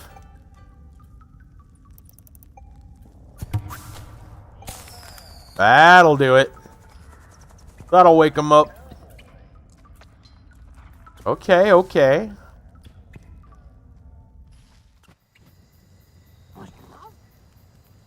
Look at all the ghosts. Dude, it's all the ghosts from before. Nice. Fireflies. Wait, where'd you go, fireflies? There we go. Balloon.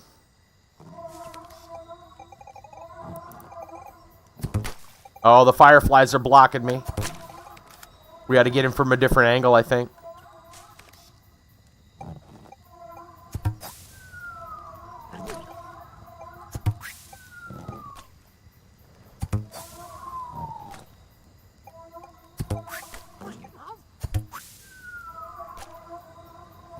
That one's not going to fire from here. Yeah.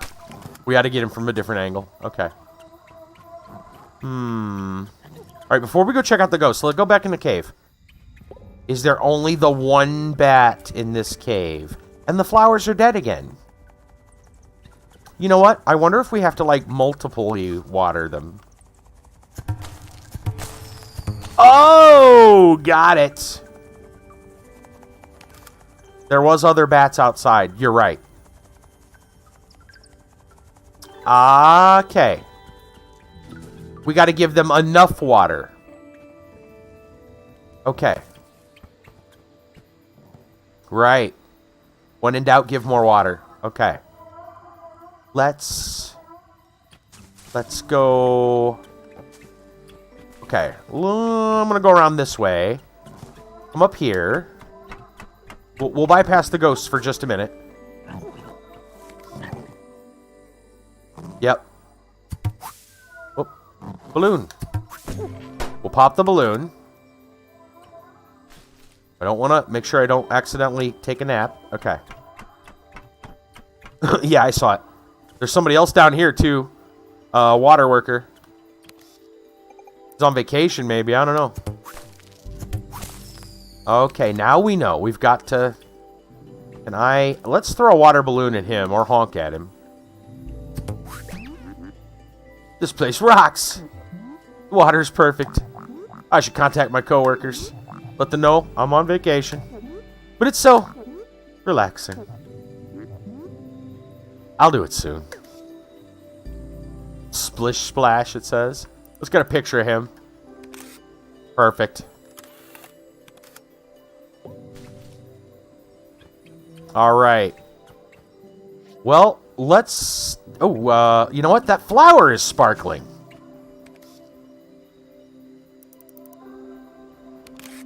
Yeah. Interesting. I wonder if we have to take a picture of every plant, too.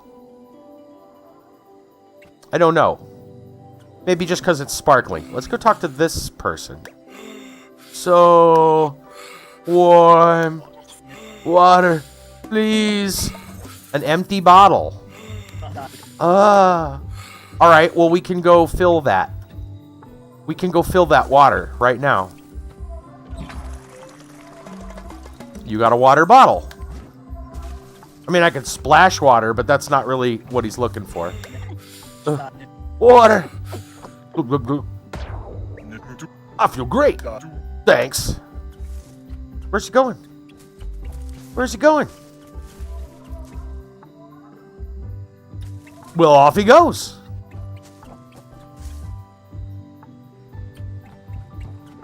All right, let's talk to the ghosts. We know all of these ghosts, right? Oh, you know who we got to talk to first? We have to address this. Our girlfriend ghost. She's got to explain what's going on, man. She ghosted us weeks ago. Well, maybe a week ago, but she ghosted us. Come on. Boo. Tee. I really enjoyed our date. But right now, I'm really enjoying my time here. Oh, a little smooch. Mwah. Well, isn't that wonderful? She even got the cool shades. Come on. We make a cute couple, I think. Okay. Let's see here. Nothing can beat Oaklaville, but this place comes close. I love the shrubbery. A shrubbery! And I've never seen trees with this fruit. Trees in Oaklaville don't have that. Huh. Do you want fruit? No, okay. I thought maybe he wanted me to get him some fruit. We wouldn't see any of these if we didn't have the glasses. Sunglasses on. Nee! Oh, yeah. Look at me! Remember the ghost, the horse head thing? My beautiful mane! It's flourishing right now.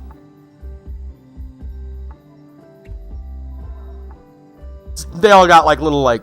Well, not all of them, but some of them. They've got like lays on. That's cute. The sun is so big and hot. Whoa, the one and only. It's the Rock and the Cup champion. I hope it wasn't too hard. If you're looking for some new challenges, look for the person with the top hat. We'll talk to Butt Ghost last. I can't believe it. What? After I spent so long waiting, I forgot my Supreme Deluxe sandwich. Aww. No wonder he looks upset. I think I'd be upset too. He doesn't have a Supreme Deluxe sandwich. All right, let's talk to Butt Ghost there. I'm glad you made it. This is where we come to relax. I like they got a little couch hanging out here. I even brought my old couch. He's got to put his butt somewhere. Feel free to sit and relax with us. You've earned it. Plop. There we go. Hanging out with the ghosts. I think this is a good spot to take our break. That's what I think. We got a handle on what's going on. We got to water the flowers fully. Yeah, because we're right at it. And hi, right in time with the Florida Man stories. Look at that. Boom. Slacking, late in delivery. Hi. You're not late. You're not late. We haven't had story time yet. We're actually just getting in. So you are perfect in your timing. Excuse me. Let me grab these articles.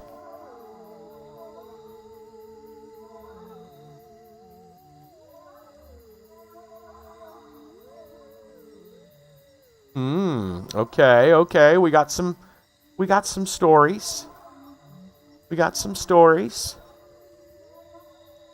Uh-oh. That last one sounds terrible. Oh my goodness. Yeah, that last one sounds spicy. Whoa. That last story sounds really spicy. Wow. I don't mean like not safe for work. I mean just whoa. Holy moly. Wow. Okay. So, yeah, we're going to leave you guys hanging with the ghosts. We're going to take a break. We shall return shortly. We'll have story time. We got lots to talk about. Got some personal stories. We're going to go over some things that's happened in the last few days. World facts. An archaeology story. Florida Man stories. It's all going to be great. Yeah. And maybe cat facts. You never know. Cat facts are always on the table. So, stay tuned.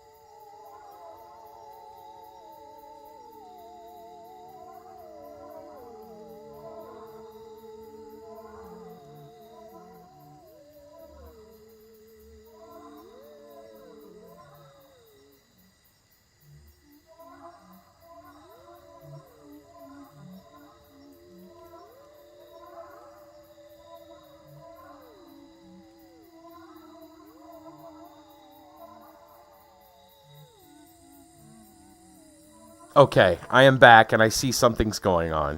What do we got in chat? You got a cat fact. Cats use their whiskers to feel the world around them. In an effort to determine which small spaces they can fit into, a cat's whiskers are generally about the same width as its body. This is why you should never, ever cut their whiskers. There you go. And AI-generated cat facts. Well, isn't that a pleasant surprise? I guess we'll start with that. Let's go with that. AI-generated cat facts. Okay, so guys, just remember, anyone tuning in, yes, the AI has taken over with AI-generated cat facts. Not real cat facts, AI-generated. Here we go, we got 10 of them. Number 1, cats have a flexible spine and powerful leg muscles, allowing them to jump up to 6 times their body length. That almost sounds true. Number 2, cats have retractable claws, which they use for hunting and climbing. That's also true. 3, cats have a specialized collarbone, clavicle, that allows them to always land on their feet, a trait known as riding reflex. I don't know about that one. Number 4, cats have a keen sense of smell, taste, and hearing, as well as night vision, 6 times better than humans. I got a feeling that's close to true. Whether it's actually 6 times better that's probably the AI just kind of putting a number in. But it doesn't say sight, but it does say night vision that is 6 times better. Cats probably do have a better night vision than us. Their day vision's not all that great. Their color is limited, I know that. Anyway, number 5, cats have a grooming ritual. They spend 30% of their waking hours grooming themselves to maintain their coat and skin. I'm going to go out on a slight limb here and say that number's too low. Especially when it comes to, like, the older the cat gets, I feel like the amount that it grooms either increases or decreases significantly. Probably depending on if the cat has, like, arthritis or something. Because I swear, there's some cats, like, I've got 3 cats, okay? The oldest cat, he's right around 20 years old. He's an old man. He's a grumpy old man. We love him to death. He probably spends most of his waking hours grooming. And he's not awake as much as he used to be because he's up there, right? He sleeps a lot. Actually, I'm looking around. If he's the one, when you hear us talk, or when you hear him talk, you're hearing him. He's the cat facts. That's him. That's our grumpy old man. Ah, yes. Number 7 is indeed a repeat of number 3. But yes, if you hear a cat, it's usually him. He's the one that's usually grumping. But most of his waking hours is either spent, grumping at somebody or cleaning himself. His sons, 2 sons, well, he had 2 daughters as well, but they've gone to other homes a long time ago. His 2 sons, which we still have, they're about 14, 15 almost now. One is still, he's really limber and small and spry. The other one is big, and I think he might have some arthritis because he gets matted a lot more. And he doesn't take care of himself as much now that he's getting a little older. And so we have to constantly brush mats out of him and stuff. And he's not super furry. He's not like a Maine Coon type of cat. Right? He's a little bit thicker hair. But the 2 brothers' hair is about the same. And the little one, he keeps himself, he's cleaning up all the time, grooming. This bigger one, yeah. And he's a big boy. I mean, at one point, I think he weighed nearly 15 pounds. I think he pushed down on the scale, and it was a talking scale, 15 pounds. And he just kind of looked at it like, whoa, I'm fat. He kind of had that look. It's funny. He's like 9-something now. But that was an actual, weight from the vet as opposed to a home scale that he probably pushed down on. And, it probably got an inaccurate reading. Yeah. But he doesn't get around. I mean, he still jumps up and stuff on the couch and cuddles and, whatnot. He gets around, but not like he used to. I think he probably has some arthritis. Anyway, More AI-generated cat facts. Number 6. The average lifespan of a domestic cat is around 15 years, but some can live into their early 20s with proper care. I would say that's very close. If it's not true, it's very close. Yes, I would agree that is very close. And I'm always worried about the old man. Like, every Christmas, like, I'm always worried, like, is that going to be his last Christmas? Because he's getting up there. You know? He's a good boy. We love him. All right, we're going to skip number 7, because it's a repeat. It's the clavicle. Number 8, cats have a unique nose print similar to human fingerprints. Each one is different. I have heard something to that effect. I don't know if that's true, but I have heard something to that effect. Number 9, cats are known for their independent nature. They do not require the same level of attention and interaction as dogs. I would have to agree. That may not be considered a fact, but on the whole, you come home, I don't know about y'all, if you ever had a dog and a cat or some combination thereof in your life, the dog is waiting. The dog is waiting. The dog may be watching at the window. The dog is sitting. Well, I know, for example, we got a little dog, a little Pekingese dog. Colored almost looks like Gizmo, right, from Gremlins. Cute little thing. She loves everybody, right? That dog, when my cousin leaves for work, right, she knows when people are leaving because, you know, they're getting their shoes on, they're getting ready, they're putting their coat on or whatever. She knows they're leaving. And she's all like, I know we haven't even put up the story time, but we're getting there. AI cat facts. She said, like, she can tell that people are getting ready to leave by what they're doing. And so the first thing she wants is, like, to be up. She wants uppies because she knows you're leaving. She wants to make sure she gets to say goodbye, right?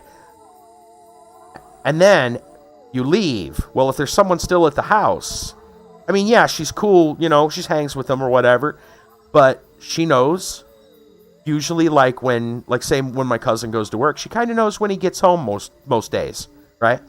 Kind of a regular's routine. When it's about time for him to come through the door, she sits in the hallway watching the door, waiting until he gets home. Cats don't do that. Cats pretty much don't care. Cats do love to interact, though. Yes, they do. Yes, they do. In fact, my old neighbors they got this little cat, this younger cat, from a friend. And that little cat, for some reason, that cat had some attachment to me. She still loves the people that are at her home way more, obviously. But she did have some attachment to me. She would sit in the window if I left, and she knew I would normally, if I wasn't leaving, because I'd hang out at their place for a lot. In fact, I streamed from their location a lot of times because just the way everything was set up, I'd better, you know, actual, instead of wireless, I could plug in. But yeah, so she knew I'd be there, right? And so, like, if I'd go get something to eat, do whatever, she knew I was coming back for the stream, right? So what would she do? She'd sit in the window and she'd watch. Like, he's coming back. Yeah. And as soon as I'd open the door, she'd pop back out the window, and they had their own a desk, you know, next to the door. She's right on that desk, man. Like, hey, how you doing? I missed you. Yeah. Right. It's rare of cats to do that, though. Cats typically don't do that. Cats still love you. They just don't show it the way dogs do. Dogs are like, yay, they're home. Cats are like, oh, cool, man. I'll talk to you in a little bit. I'm busy doing cat stuff. You'll have to wait. You know, they got to play it. They got to play it cool. They got their own attitude. Yeah. Dogs wear their hearts on their sleeve. Where cats, they got to pretend. They got to put up a front like, hey, no. It's all good. I like you and all, but I ain't sitting there at the door waiting, you know. Anyway, number 10, AI-generated cat facts. Cats are carnivores. They require a diet high in protein and fat to maintain their health. I say that there's a grain of truth to that. They're not entirely carnivores. They are omnivores. Cats eat a number of plants. Cats love corn, typically, of some kind. In fact, we had something the other night. Oh, my sister was eating, she had like a frozen dinner thing. We had like chicken and rice, and like it was kind of spicy, and she couldn't eat it. Too hot. So she had like a little frozen dinner thing, and there were green beans in it. One of the boys wanted the green beans. I mean, he wanted everything else too, but he wanted green beans. I remember husking corn. We had cats 15 plus years ago. Well, 20 plus years ago. And there was this cat that just loved corn husks. Loved to chew on them. Not necessarily eat them, but chew on them. So if we got corn on the cob and we had to, unhusk the corn, and we'd throw the corn like in a trash can, and if it was an open can, they would knock the can over so they could get to the husks. We just learned at that point, like, either put it in a closed can or give them a couple so that they leave you alone. You guys are getting bonus cat stories. How do you like that? Bonus cat stories. Yeah. AI generated cat facts. Gave us some extra tidbits. Well, it says cats are obligate carnivores, meaning that they need to eat meat to survive. Right. A number of reasons why cats don't do well on a vegan diet essentially comes down to this. They aren't adapted to it. Right. Yeah. Yeah, they do need the protein. High in protein and fat. Doesn't mean they can't eat other things and don't like other things. I mean, cats typically tend to love dairy. Dude, milk, sour cream, yogurt, pudding. I've seen our cats go nuts for anything like that. Ice cream. Like, yeah, no. Cats love dairy. Cheese. They tend to like cheese. Cats love cheese. Like, there's a lot that cats like that's not exactly carnivore. I mean, dairy is, dairy. It's a product from animals, but it's not meat. Dairy isn't good for them. Yeah, you have to be careful. Right. Yeah, don't give them a lot. That's for sure. Right. Dairy is not that good for them. It's not toxic to them, but it is, in the long run, not great. Yeah. Yep. They want it, though. Let me tell you this. They do want it. Cream cheese, like anything like that. It gives them the runs. Okay. Well, there you go. Yeah, don't let them have a lot of it. Unless you're willing to clean it up. Anyhow. Let's get to actual, I guess, let's officially get into story time, huh? Blam. All right. So, story time. So tonight, since I haven't had a chance this week, we're going to talk about Sunday and tonight. As you guys probably know, I'm going to a new church. We're not 100% sure on it. At least I'm not. I don't know really where my cousin stands. My sister absolutely loves it. I think mostly because she does have a couple friends that go there, and she's also a big fan of like the old hymns. I can go either way when it comes to the music. Like if you're playing modern music, or whether you're playing or you're just singing the like old hymns. To me, I don't know. Praise and worship is praise and worship. I don't mind new stuff. I don't mind old stuff.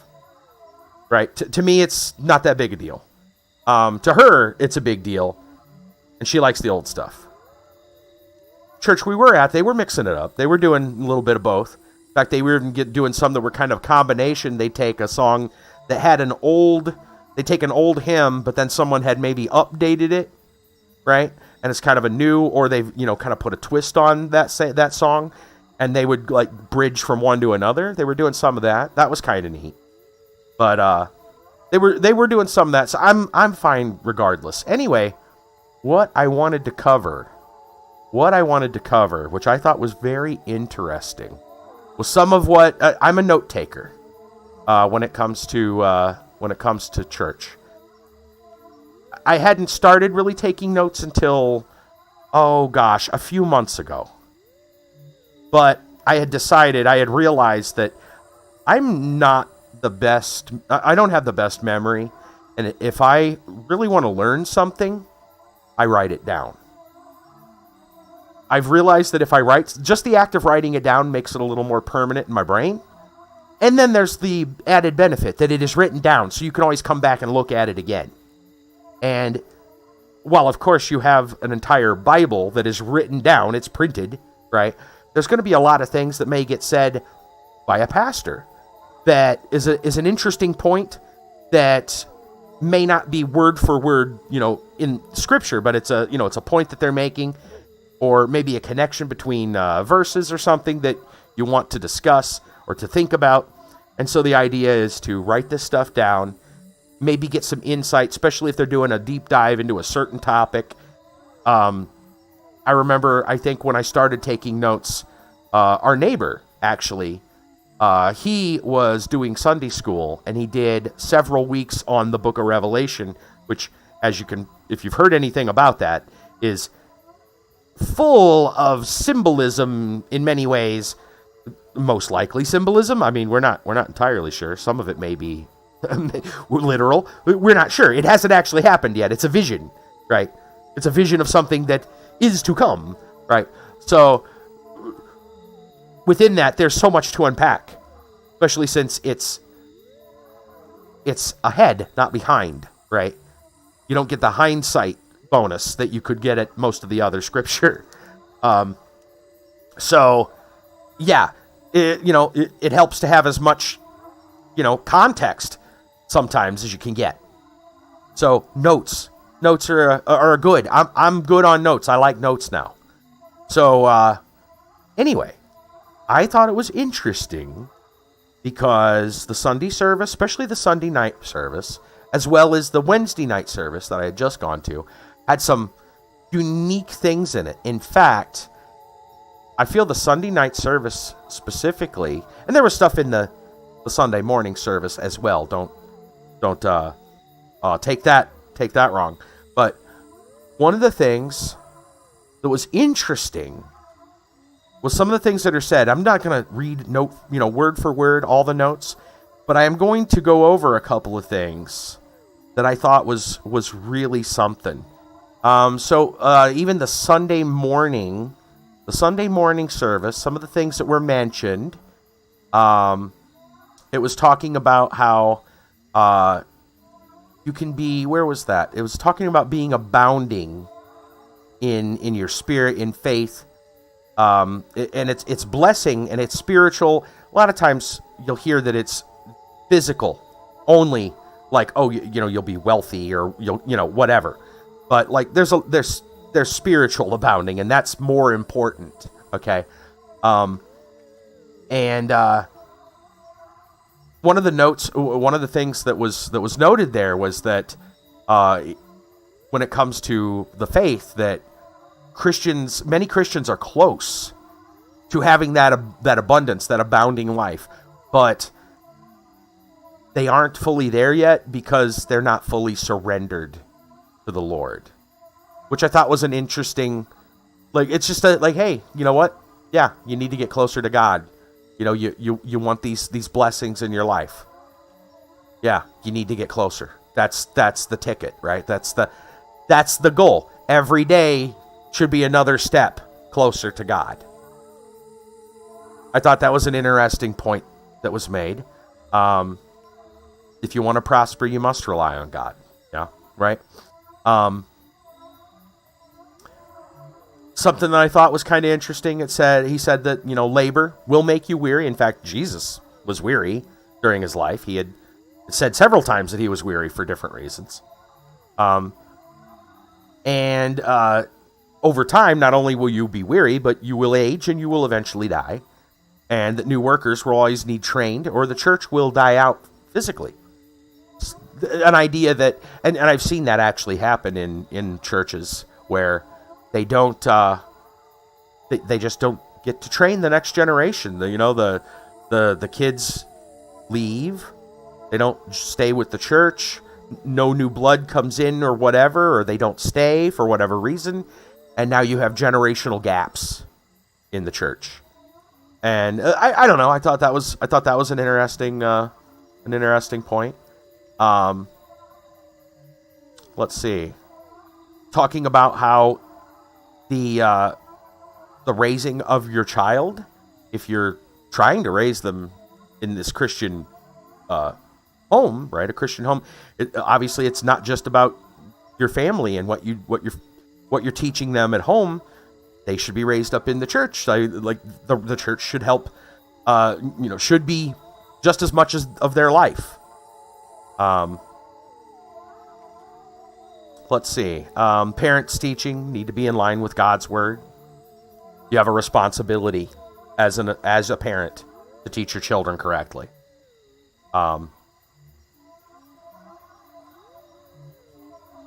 And as a result, he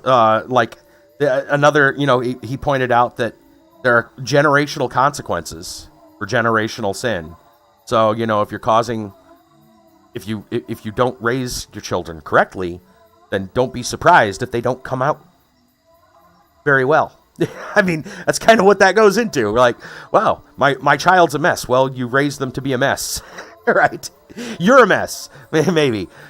They're learning from you. So, yeah, kind of an interesting point. Yeah, right. Something else that I thought was interesting, and there's a lot here. I'm trying to kind of unpack some of the things.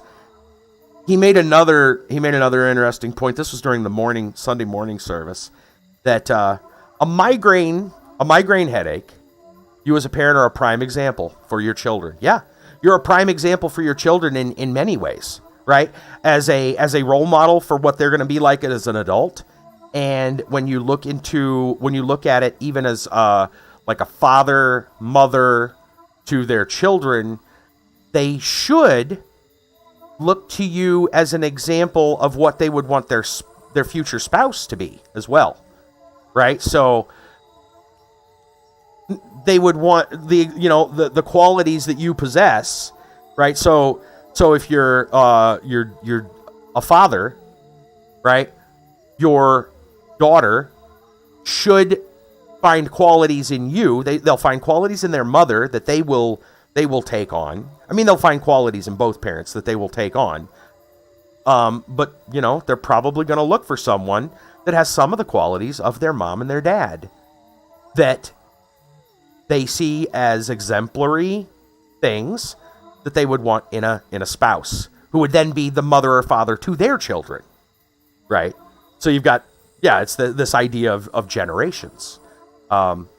Anyway, something I thought was interesting too is that a migraine headache, and this is going to be kind of a layman term, a dumbing down, but in many cases, a migraine headache is typically like multiple headaches, right? It's not just one in one spot, it's all over. So it's kind of multiple headaches. And he brought up a point that a person doesn't tend to function very well while they have a migraine. Likewise, a church cannot function with a migraine, aka multiple headaches. And they cannot compromise their integrity to the word. That was interesting. The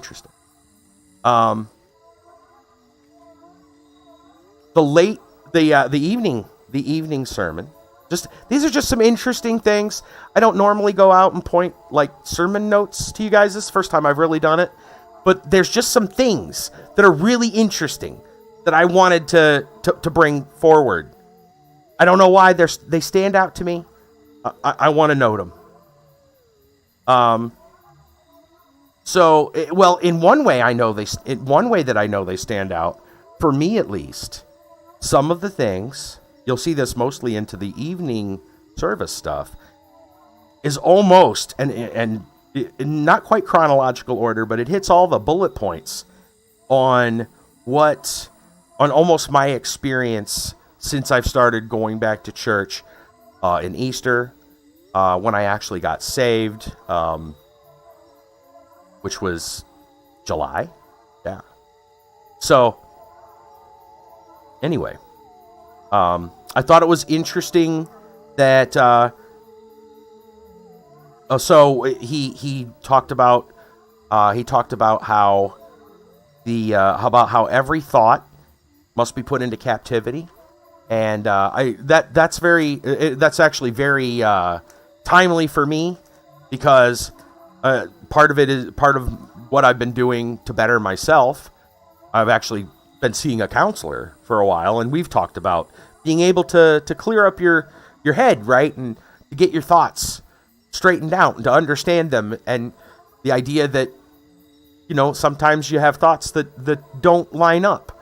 They don't make sense. They don't line up with rationality, let alone the Word of God or whatever, right? And you need to kind of sort through those. Everyone has this to some extent, and you have to be able to sort through it.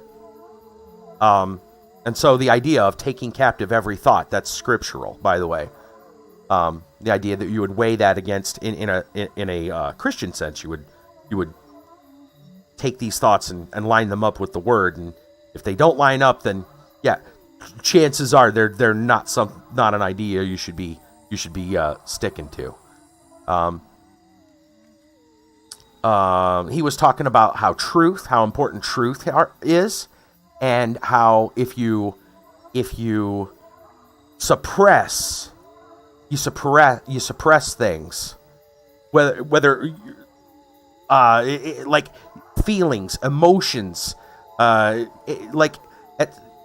if you keep pushing down these difficult portions of your life, maybe trauma, right?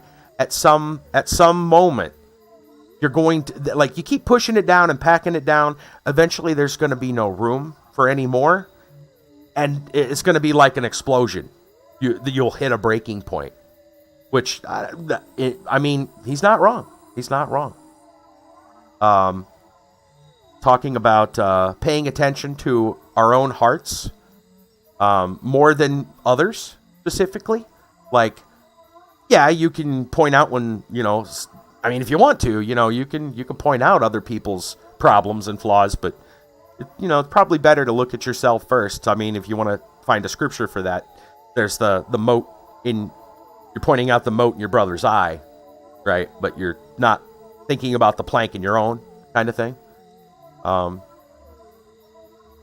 thought that was interesting. Yeah. Here's an interesting one. There are times we hear wisdom that we don't want to receive, but failure to heed that wisdom brings disaster. So there will be times that you ask for guidance, and the guidance you get is not what you want to hear.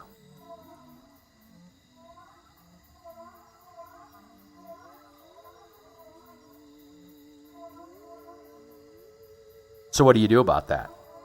Well, you suck it up.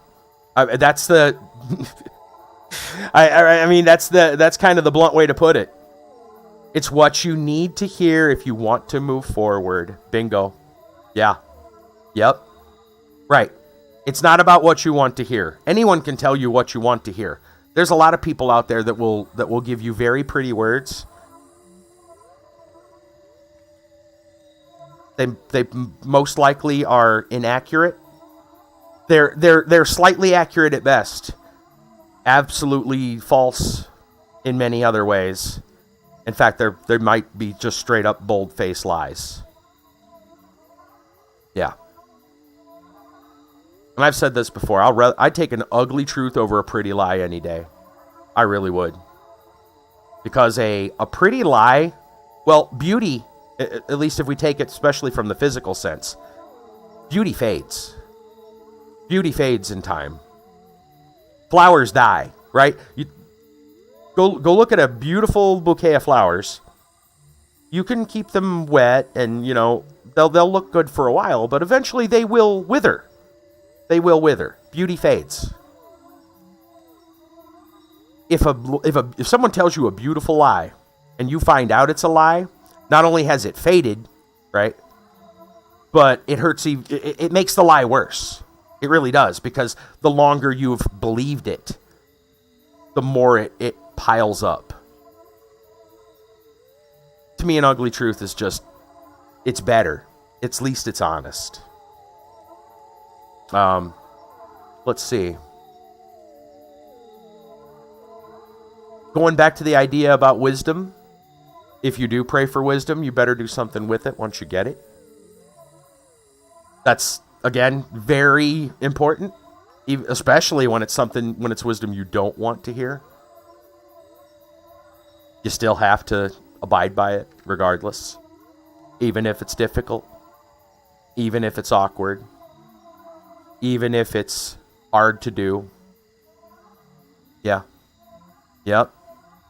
Challenges is are where we grow. When we're challenged is where we grow. That's just an important, that's not part of the notes, but I mean, just to kind of go along with it, like, you can sit in your comfort zone for years and not really learn anything. It's when you are challenged and you rise to that challenge that you're actually going to grow as a person. Grow in a lot of ways, spiritually, physically. Well, that too, the more obedient you are, the easier it's going to be. Yeah, the easier it will get. Right, right. Like any habit, the more it's practiced, the easier it gets. Or anything, the more you do it, the easier it becomes. I mean, they say that, you can say that of bodybuilders, right? If you've never gone to the gym or haven't gone in a long time, and you start doing a whole bunch of like weightlifting, you're going to be really sore from even a little bit of stress. But if you keep going, your body gets used to it until you're at the point where you can lift a lot of, you can do a lot of weightlifting, and you're used to it because it's a routine. Your body's used to it. That can go good and bad. I mean, we'll go the other way, and we'll say something like serial killers, right? For a person to murder another person on purpose, not like a car accident or something, to willfully do something like that, yeah, that's something we're kind of ingrained. Like, no, you don't do that. There's a lot of things that are just, it just doesn't, it's not something just someone goes out and does every day, except maybe Florida Man. That's an exception. We'll leave that. But you don't, in general, you just don't do it.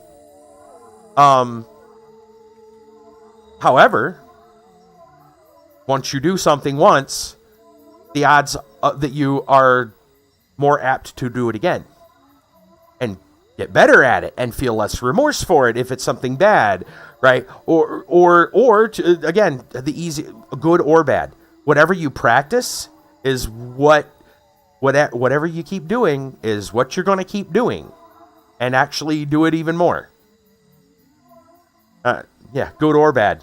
So take that for what you want. Let's see.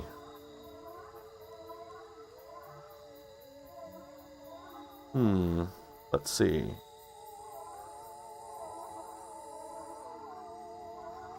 More talk about the heart. That the turning of the heart. Well obedient to God, He blesses you with the things you need to do. Yeah, true. Yep. Talking about a turning of the heart, he mentioned that when it comes to the turning of your heart, whether your heart is becoming opened or it is becoming closed, that in that process, your reactions to things, your feelings about things, can turn totally opposite. So you might have an opinion on something or someone or whatever, and as your heart opens, it changes, or as it closes and hardens, it changes. So something you might have loved becomes something you absolutely despise or see with revulsion. It's just kind of some interesting stuff. Minimizing the effect of seeds in your life. If you wonder what I'm talking about, so like bad influences in your life, whatever they may be. Well, the same is true of I mean, you wouldn't want to minimize good seeds in your life, but something small that sticks with you and it grows, right? That's so the seed to start small and then it grows. He went over so much in such a very small length of time, and this guy, I'll tell you what, most of his sermons that at least of the few that I've seen so far, he usually starts with only 1 to 3 verses of scripture and just goes so many places on so little scripture. Like, it just really digs. In fact, he was going here. He started in Proverbs 4:23, talking about keeping the heart clean. But he went so many places with it. It's amazing. But the idea of minimizing the effect of seeds, so negative seeds, negative influences, that you have to be watchful for things that might be a trouble down the road. It doesn't seem like it's that big of a deal at the time. And it may not be when you think about it right off the bat. At first glance, you go, it's not that big a deal. After a while, again, the more you do something, the more apt you are to do it again, or the better you get at doing it again. If it's something negative, it could become a problem, right? It could become a real problem. Yeah.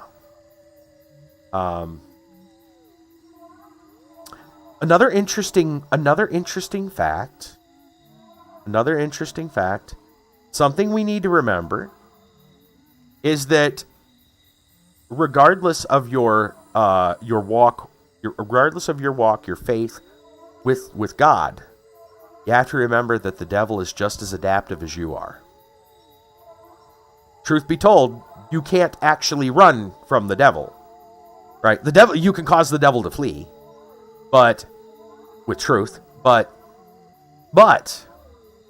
he will always be there to cause problems. It's something you have to remember and address. There will never be a point in your life where temptation of some kind will not rear its head. No matter how faithful, how righteous you've been, how much truth you're wielding, right? No matter how real you are, it's there. In fact, right, you have to be mindful. Yeah, exactly. You always have to be mindful. Yep, be mindful of Satan. You never know. You have to keep an eye out. Be vigilant. Yeah. Yeah.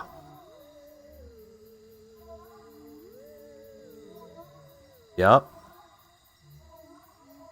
Exactly.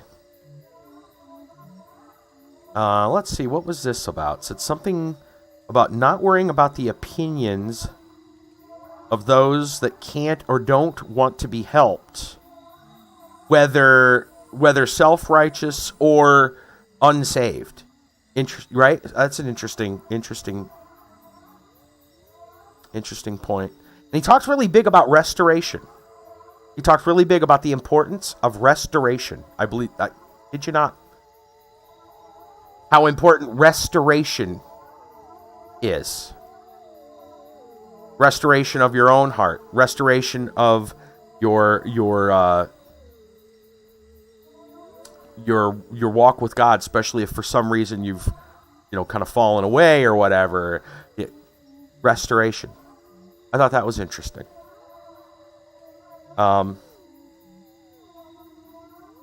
Let's see, was there something tonight? There were some interesting things tonight too. Oh yeah, listen to this. Okay, so he started preaching on Colossians 4 verses 3 through 6. I guess they were working on the Wednesday evening. They're kind of going through Colossians for now. And so he's in verses 3 through 6 of chapter 4. And so again, some more interesting things. It's a lot of interesting stuff. Enough that I don't normally point sermon notes out to you guys. I don't think I've ever really done that before. But man, there's just some really, I don't know, timely, like speaking in a way that just stands out. That the Holy Spirit will guide you, if you're following correctly, when to speak or to be silent. And everything, as we know in Ecclesiastes, everything has its season, including a time for peace and war, a time to speak and a time to be silent.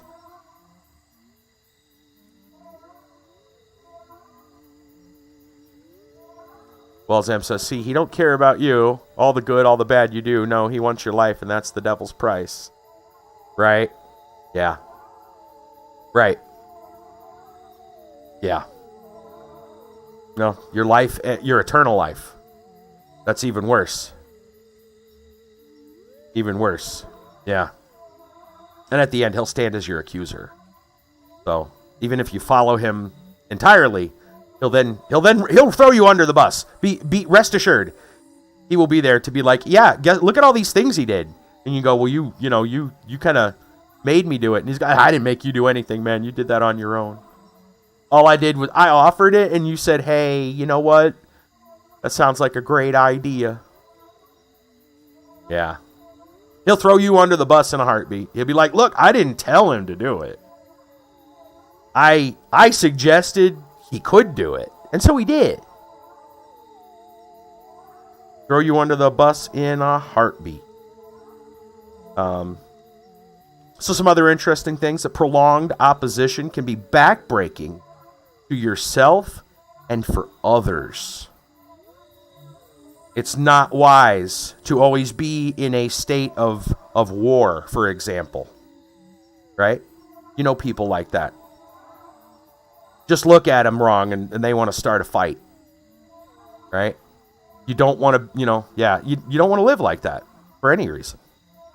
Well, here's an interesting thing that I thought was funny. The believers may rant once in a while that, they're not liked and they're persecuted for their faith.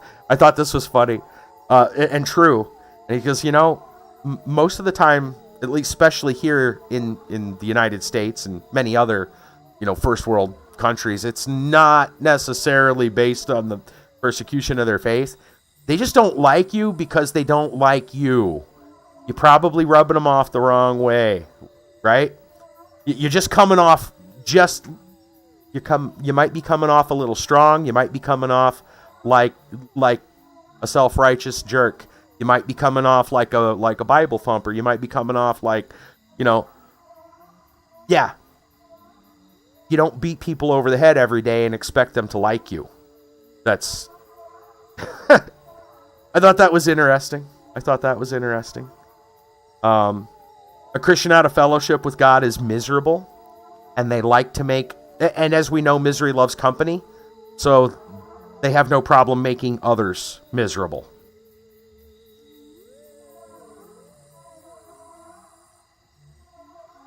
Let's see. And in fact, he said, you can't really force people to Christ, but you can definitely force them away from Christ. I thought that was, yeah, true. Very true. In your speech, you need to deal in grace to both the saved and the unsaved. So even when it's tough, you have to use grace. Even when because there's a time when grace will run out. And you know what? You got to handle that with grace. When grace runs out, you handle it with grace. That's an interesting thought. To the unsaved, specifically, they will view Christianity, your faith, and your God based on what you do. So if, for example, a professed Christian goes out and acts the fool, does something bad, right? We'll say they made the Florida Man headlines, right? Another Christian may know that person and say, he was not acting. He was not acting in the way God would have him to. And other people of the faith would know that, right? They'd be like, yeah, that's definitely not it. Whereas the unsaved would look at that, and if they found out he was Christian, and especially if you professed it a lot, they would go, wow, so that's what you guys are like. Because you're a representative. You are a representative of your faith.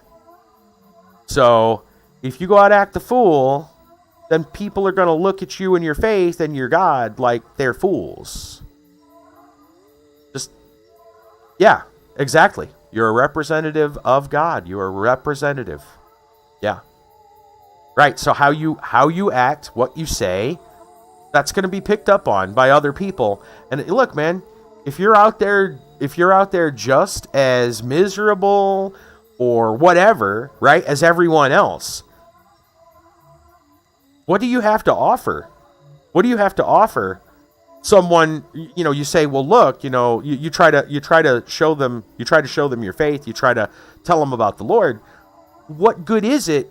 They're going to look at you and go, but you're miserable, or you're, overbearing. You're this, you're that. And they're going to say, why would I want to be like that?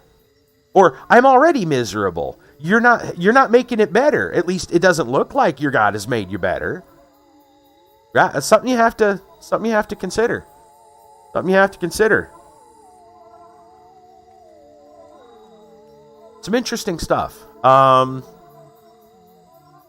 And to think about it this way, as perfect as Jesus Christ was, perfect teacher, how many people denied him while he was out ministering? And then to take that a step further, that even God Almighty uses fallible people like us to spread his gospel. I mean, he doesn't really have much better. He had better, and people denied his son. So, right? Some people just aren't happy with anything. I guess that there's a lesson in there too, I suppose. Here's one that I thought was very interesting. There's going to be time, again, when grace runs out, a time when you don't know, for whatever reason, where you stand in some kind of situation, maybe with other people, maybe even with the Lord himself. Maybe you've prayed for a long time for resolution or clarity or discernment or wisdom, and it just seems like you haven't gotten it. Do you know what you need during those times? And here is his words. This were the pastor's words. Well, I might be paraphrasing slightly as far as like ends and does, but he said it will require, through these times, will require patience, long suffering, and most likely many sleepless or bad sleep nights of bad sleep. I think that's really interesting. It's a road I've been walking for a while recently. And you know what? Very recently, I'd say within the last week or so, I've slept better than I have in 6-7 months.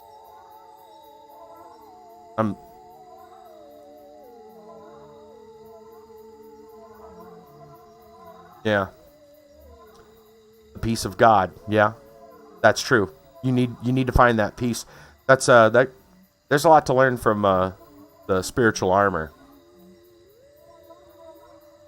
God puts the peace in your heart to handle it gracefully. Yes. But you need to accept it, and you need to be faithful and realize that it is there. You have to realize that it is there. You have to realize that he gives it to you. But you have to use it. You have to exercise it. Like we were talking with the bodybuilder, right? And the muscle. It's a muscle, you got to build it. Well, you have to build that too. Talking about me specifically? You know what? Yeah, maybe. Yeah. Without that peace, I probably couldn't handle some things as gracefully. Because let me tell you, well, you guys know this, even from streams. If I got something to say, I'll say it. You know, I don't like to always speak my mind about things, but especially if someone asks, I'll tell you. In fact, I usually let some people know right off the bat, don't ask me a question unless you're willing to truly hear the answer. Because I'll tell you the answer. You may not like the answer, but I'll tell you the answer. Yeah. Right? Yeah. Right? You need that peace in your... Yeah, I needed that peace in my heart to handle it and to deal with the answer. Yeah. Yep. Yeah. But what you need to do is act with goodwill and kindness. That's part of grace, is that you act in goodwill and kindness. But not to the point that you're sacrificing the truth, the word. So, like, you can love someone, and you should love someone, despite their faults, but you don't overlook their faults to the point that you just ignore that those faults exist, especially when they're if they're really detrimental faults. We're not saying it's some kind of small, we're not saying it's something real. We're saying something big, something really terrible that's in their life, right? You can love them. Absolutely. You should love them. You're called to love everyone. Despite faults. Because guess what? You've got a lot of them yourself. I'm full of them. I've got tons of faults. I mean, story time could go another 4 hours if we want to go over those. But I don't feel like that. I don't feel like doing that. Anyway. Yeah. Easily. And something else that was interesting. So some other right? It is. I'm almost done. When a believer responds with grace, the people you respond to will eventually have to take some time to think about it. It may not be right away, but it will stick in their minds. It will stick in their minds, and they'll wonder about it. They'll wonder why. Most importantly, I guess, well, maybe not most importantly, but as a close for this, you need to take time. You need to take time. Take time in your life, not just for yourself. The point is to take time to think of others. There might be someone in front of you. Most likely there is someone in front of you right now that's got a bigger situation than you do. And we're talking like even if you're waiting in line at a gas station or something. Right? You're in a hurry. Well, guess what? That person ahead of you probably got a bigger situation going on than you do. Just things to think about. Things to ponder.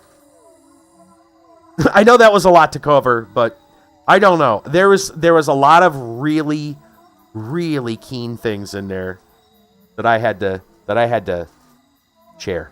I had to share. Anyway, moving on. Random world facts. Random world facts. How about battles? We haven't done battles yet.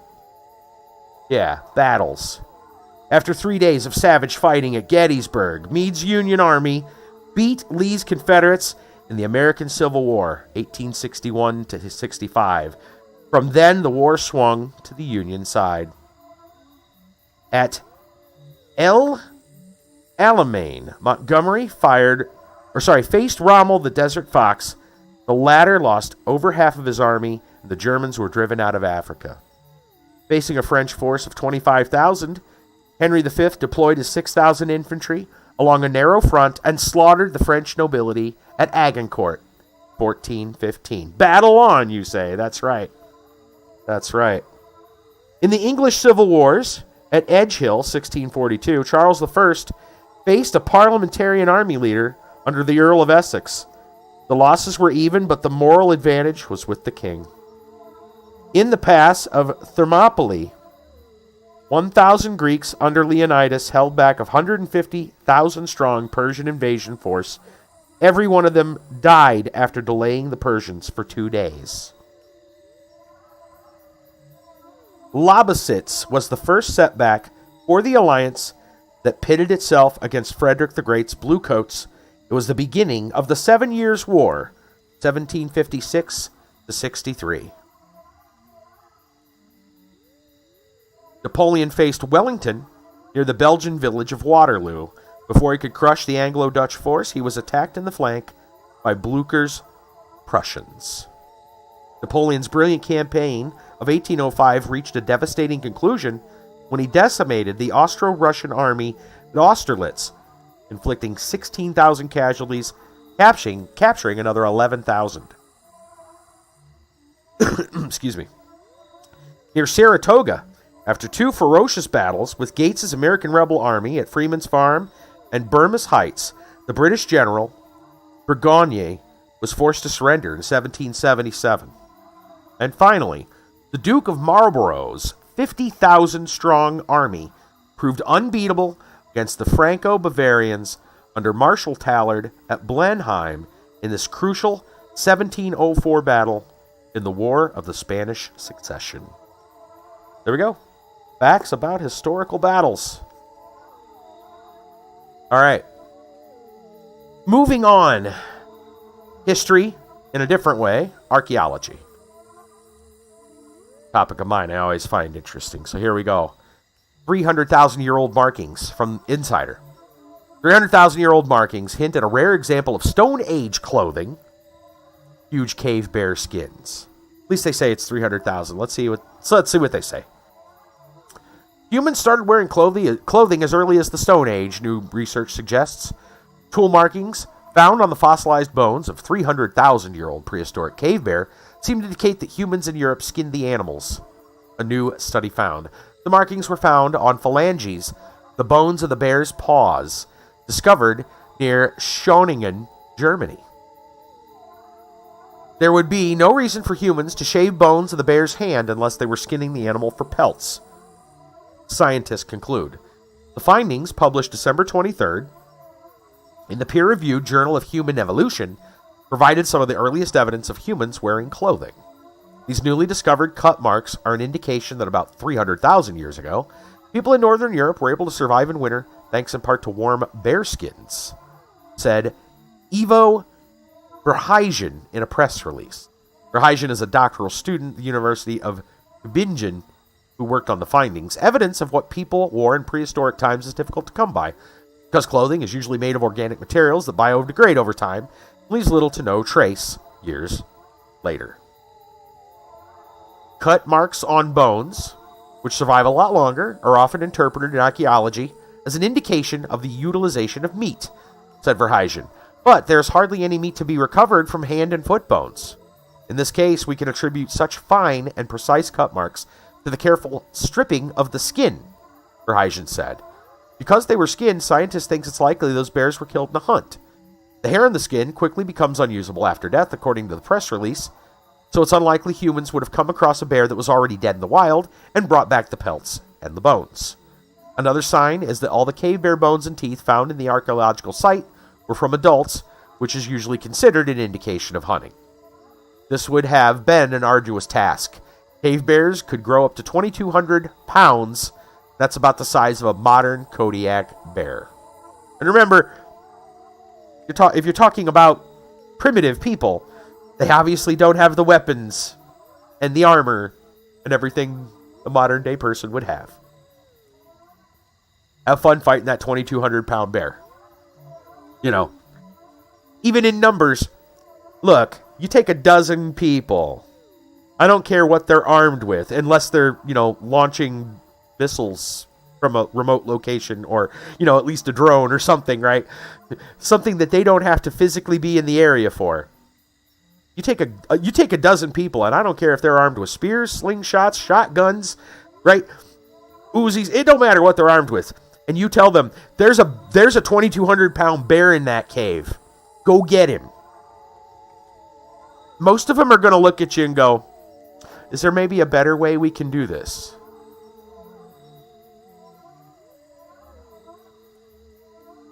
Just saying. Even if there's like a dozen people, right? Like, nobody wants... Look, a dozen people with the right weapons versus a 2,200, pound bear... The bear will lose, but he might take some people out as a result. And you know how it goes. You do not want to be the one that gets caught in that crossfire. You obviously do not want to be one of the casualties. Everyone in the group is thinking that. So, come on. Let's be real. All right. Well, what's wilder than a Kodiak bear? Florida man. That's right. Florida Man, I-15TD, brings us 3 Florida stories. Florida Man, Florida Woman, maybe Florida Thing stories. I'm not sure. This one sounds a little strange. First off, from the Tampa Bay Times, scenes from Tampa's Dead Mall, alive with nostalgia. Is this right? This doesn't sound like a Florida Man story, but it might be interesting anyway. So I guess we'll run with it. From Tampa. At the transforming University Mall near USF, some still shop and work while others come for the vibes. Like an archaeologist identifying traces of the past, Tyler Gantert strolled the tiled corridors of University Mall, filming as he passed dormant storefronts with rolled-down cages and dusty potted plants. This mall is a perfect example of what I'm looking for, the 18-year-old retail history fanatic said, pointing out the blocky columns at Chic, which gave the store away as a former gymboree, noting the floor tiles spelling Gadzooks, a long-defunct teen chain. It was 4 days before Christmas. The holiday village stood roped off.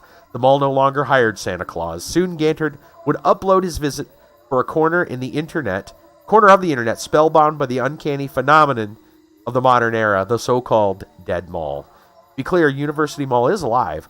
More than 80 tenants still operate here near the University of South Florida, but in the world of online mall fandom, documenting everything from the mall's sparkling heyday to trespassing excursions in abandoned malls, the term Dead Mall simply means a once great destination in decline. Think sparse customers, dwindling occupancy, and signs of decay. Stained carpets under the benches near a hollowed-out anchor store. University Mall fits the bill. Gantert took in the smell of escalator grease, the glow from crusted skylights, the sizzle at Combo Walk, slowed in the food court to accept a glistening hunk of bourbon chicken on a toothpick. New York-based RD management started buying the place in parcels 9 years back, pledging renewal. Apartments, research facilities, clinics, offices, entertainment, and walkability. In other words, new life. Progress continues, but transformation takes years. In the meantime, the core of University Mall limps on. My mother named me Alexander Garris, but everyone in this mall knows me as Brother Blessed. With his red hat, silk tie, wraparound sunglasses, and perm, Garris, 60, would stand out, even if he wasn't, projecting his voice with preacherly authority in a corridor of vacant kiosks. Check this out, he said. He presented a copy of a paperback titled Pleasure 2 to a man seated on a nearby bench. His photo appeared on the back cover. You look like Michael Jackson, said Curtis Linville, 72. Garris had come for a book signing at a barber shop. The barbers later explained it was not a scheduled event. Garris became a mall regular 10 years ago, but back then it was to steal. I was robbing this place blind because I had a needle in my arm. I went to prison 5 times, but I found God and went from guttermost to uttermost. Fascinating. Linville, who'd been a mall goer since its debut in 1974, remembered it as the nicest in Tampa. Since retiring, he'd come daily to get coffee and browse the internet. Every now and then I do meet someone interesting, like this guy, he said, nodding to Garris. Let me show you the trailer for my documentary on my life, Garris said, urging Linville to open YouTube. The men still visit the mall to hang out. But what about teenagers, once synonymous with aimless mall roaming? Yeah, some still get dropped off, but not many, said a Spencer's employee with appropriately pink hair. After retrieving a nose ring from a case, she and 2 other Spencer's employees declined to give names, unsure if they were allowed. They enjoyed working at the mall, partly because it was slow. They did not worry about Spencer's closing because the company still owns Spirit Halloween. If you haven't been to the mall in a while, it's striking how it not only triggers nostalgia, but trades in it. T-shirts on walls display feature Nirvana, Snoop Dogg, Bob Ross, like it seems they always have. A photo booth sits ready to spit strips of portraits. The Look Dine-In movie theater was preparing to show 1984's Gremlins that evening. Everything in the mall is old, like a time capsule, the Spencer's employee said. She described people visiting Hot Topic just to photograph the goth gates, devilish metal barriers at the entrance with spiderweb designs. That's the last Hot Topic in the country with the old goth gates. Hot Topic manager Micah Castro, over the screamy sounds of Children of Bottom's Are You Dead Yet, said he believes that is true. He said anime merch keeps his location going.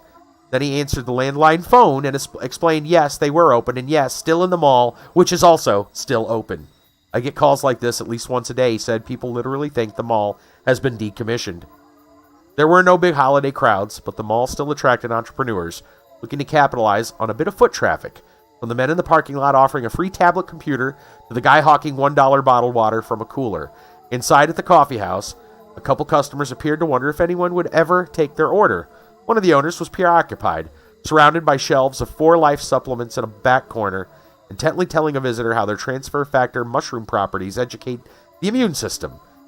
Ada Callie saw the line, but made a calculation. Coffee alone doesn't pay the bills anymore. Coffee House wasn't the only business pursuing alternative streams of revenue. Callie's husband and co-owner Noe, later pointed out that Shoe Doctor's Shoe Repair had begun selling Italian ices and bags of Takis. You have to find a way, he said. Who opened the coffee shop over a decade ago. He was a chemical engineer doing quality control for Pepsi, but wanted something of his own. The money was good, he had employees, now it's pretty much him and Ada in the hopes of landing a few multi-level marketing affiliates to sell supplements. We have days when we're working for free. Garrett Johnson, 40, was on his lunch break buying a gift from Bath & Body Works, where 5 customers perused champagne toast-scented body creams, making it the mall's hotspot. 5 customers. There's a little bit of nostalgia to it because this is the first mall I came to in Tampa, he said.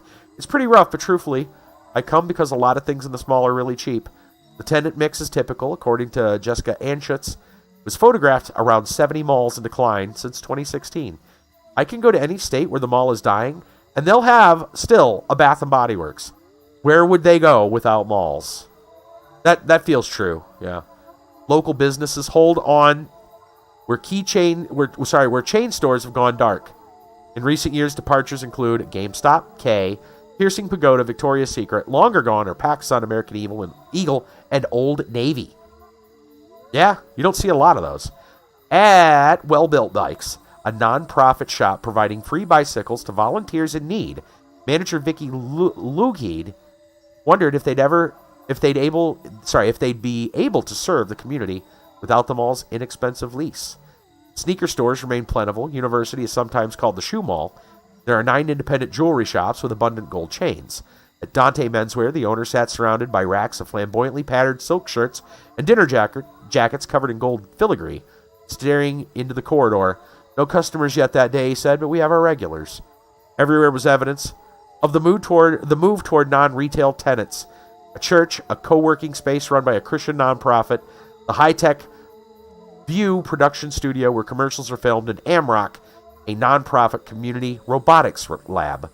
USF Institute of Applied Technology, military defense contractor that sent satellites into space last year, opened upstairs 2 years ago. Yards away, a man dozed in a chair at the food court with a blanket, clothes, and toiletries in bags surrounding him. Sound of the Cure's Friday I'm in Love played from a tinny speaker somewhere. This continues. This goes on for a long time. We're going to stop there, I think, with the Dead Mall idea. But interesting that, yeah, in some places, I know this much. I went to a mall with a friend of mine only a while ago. November, I think it was, right around Thanksgiving. Went to a mall. Now, this is Ohio. And we're talking kind of like middle-ish Ohio, right? Central-ish Ohio. It was fairly busy. A lot of places were still for rent, or not for rent, but occupied. They were being rented. It looked healthy. It looked fairly healthy. There were some new things alongside old things.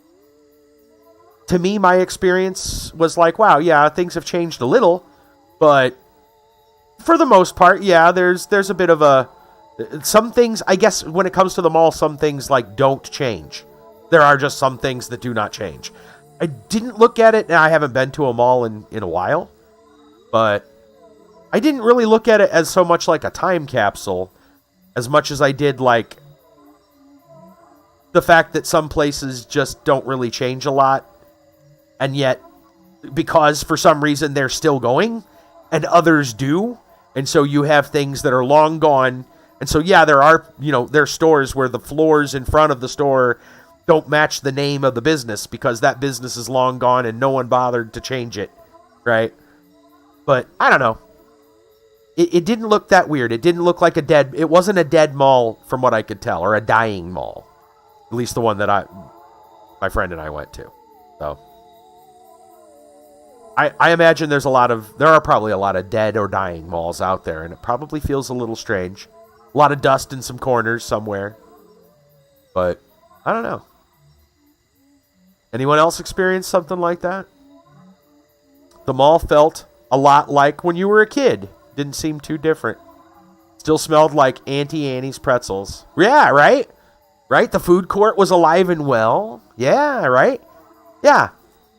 Yeah, right. To me, it seemed like old times. But not like nostalgic necessarily. Like, it's almost like familiar, but not nostalgic. And because, I mean, when I went, there were new things. There were new things available. I mean, yes, there were old things too, but there were new things. Anything that was old, was there, probably a Nirvana shirt in a window somewhere? Yeah, probably, but to me, I didn't think that was necessarily like the entire mall being nostalgic. That's just that store being nostalgic. I don't know.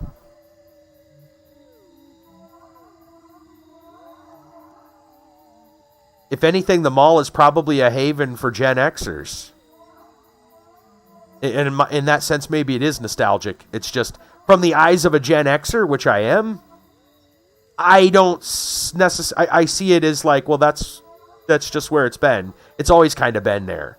So at the same time, the one 10 minutes away closed down, but up in Orland Park, a bit ritzier, upper middle class or lower upper class, and the mall seems the same as before. Yeah, right. I've noticed that about a lot of smaller towns. Malls in smaller, like the smaller malls in the smaller cities, for some reason, tend to shut down or have only a couple places open. Again, because of the traffic. If you're not in a high traffic area, the businesses aren't going to stay open because there's not enough traffic to support it. A dying mall, if you think for some reason you can swing it, a dying mall is probably a great place to rent from because the lease is cheap. Go into a big mall that's still popular. I can guarantee you the rent for the lease for that is through the roof. Malls were a fad, probably, that investors all dogpiled into, like crypto or any other investment. Yeah, I imagine that too. It's one of the things that kind of sprang up. Yep. Which makes me wonder. Do you think we'll be having, or our sons, daughters, whatever, will be having that same kind of conversation, generations from now about Walmart stores and, right? Do you think they'll be having conversations like, you guys remember when Walmarts and all those big stores were a thing? Because that's kind of where we are now, right? We have a lot of big stores. There's hardly very many small ones anymore unless you go to them all. You have to go somewhere big, right? Some were good ideas that stood the test of time. The bad ones faltered. Right? Yeah, exactly. Yep. Yeah. Probably. That's probably true. It was, for a lot of people, it might have been some kind of an investment that they thought was going to work that didn't pay off in the long run. And so the result of that is dying or dead malls. Yeah. Yep. Kind of makes you wonder what'll happen to those things. It's not all, I mean, there's a lot of them that are like abandoned or slowly dying, over the years, Will they tear them down and make something else? Will they renovate them entirely and turn them into something else? How does it work? I guess our generation may still see it. In some cases we have. Think that the first time a lot of people first heard of Walmart was Christmas Vacation. Yeah. That's true.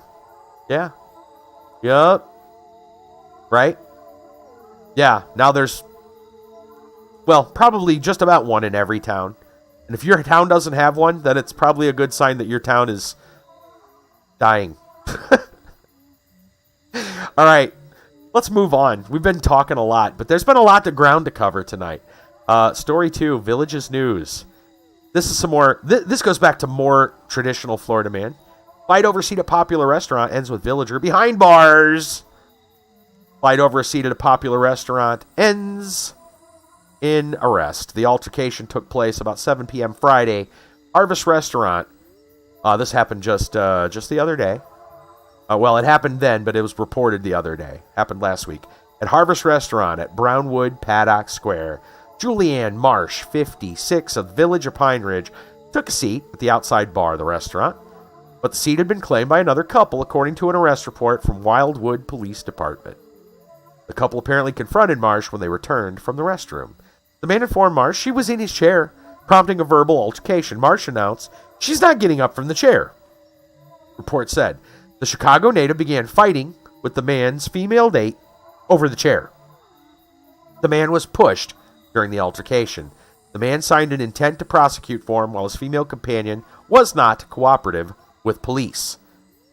Marsh was arrested on a charge of battery. She was booked at the Sumner County Detention Center and released after posting $500 bond. Kind of a minor story for a Florida man thing, but okay. We're fighting over a chair at a restaurant. Some people are so petty. Must have been a good restaurant if you're willing to actually have that much of an argument over it. Florida man is petty. Well, that is true. If anything, Florida man is petty. Well, if he's anything, then high. At first, if he's anything, he's high. Right? Or drunk, or both. And then after that, petty it's in the top 5. Petty is up there. It's in the top 5. Yeah. High, drunk, petty. They're all there. Right. Lord, you're right. You're right. All right, last story. WESH News. I don't think we've heard them before. But here we go. Central Florida man sentenced for plotting to kill ex with poison in water gun. From Kissimmee, Florida, a Kissimmee man has been sentenced for plotting to kill his former partner with a poisoned water gun. Kevin Jones, 50, sentenced 10 years in federal prison, unlawfully possessing ricin, biological toxin, and possessing 2 firearms as a convicted felon. Prosecutors say Jones ordered several items online December of 2021 to make the poison ricin. Jones reportedly planned to spray his former partner with the poison using a water gun, then go on vacation so he had an alibi for when she died. He was caught with the ricin and water gun by officers. The investigation demonstrates the strength of our law enforcement partnerships and the determination of the special agents and officers who risk their lives every day to rid our communities of dangerous individuals like Mr. Jones. FBI Tampa Division Special Agent in charge, David Walker, said, "We appreciate the efforts of our partners in federal law enforcement for helping to bring Mr. Jones to justice." Sheriff Marcos Lopez says, "He is a dangerous individual who put not only the victim but the community at risk. He deserves to be in prison for a long time." Wow. Wow. Right? Yeah, Kit Kat saying wow too. Yeah. Dude. Oh my. Not just any poison. Ricin. That's like the stuff that they were using for biological terror. Wasn't that like Japan back in the day? I remember it happened. Where was it? It was somewhere over in the Pacific coast, right? They were using ricin for that. Like there were like scares of people attacking like subways with ricin. Ricin's no joke. Goodness sakes. That is a step. That seems like a pretty big step. There's got to be some kind of one small step for man, one giant leap for Florida mankind somewhere there. Like, goodness sakes. Whoa, dude. Ricin. Dude bought ricin and put it in a water gun to spray his ex-wife. Wow. Dang, son. I don't even know what... I'm done. I mean, that's it. I don't know where to go with that. Harsh. I don't even want to know the effects of ricin. I just know it's bad. I don't even want to look it up. There's probably terrible pictures and stuff that will, if I put a search in for it. I don't want to know. I'll probably get on a list if I even search for it. So, I'm just going to remember it's bad news. Yeah. Intent to kill for sure. Yeah. Yeah. Oh dear. Oh dear. Anyway. Story time is over. With that, story time is over. I need to take a break. I think I need to go pray or something. I feel dirty. Maybe go get a quick shower after the stream. I don't know. Something about the whole thing, man. I'm not feeling right. I will see you guys in a moment, and we will get back to TOEM before we close the stream entirely. It's been a long story time. I hope it wasn't too long. I hope you guys enjoyed that. I don't know. Hopefully you did. Anyway, I'll be back in a little bit.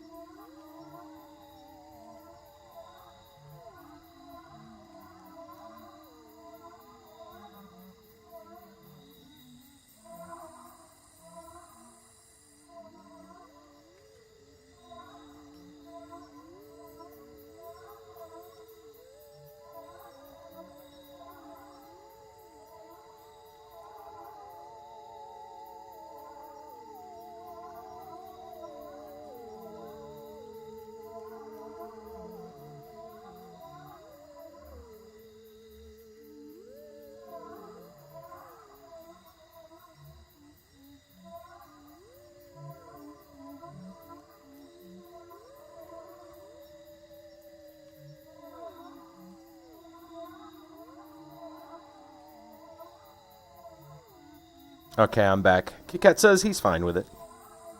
Good to hear. Well, most people say story time is the best time of the stream. Also, look at it this way. The longer story time is, the more we the more time we get to invest in the long run with a game that we like TOEM.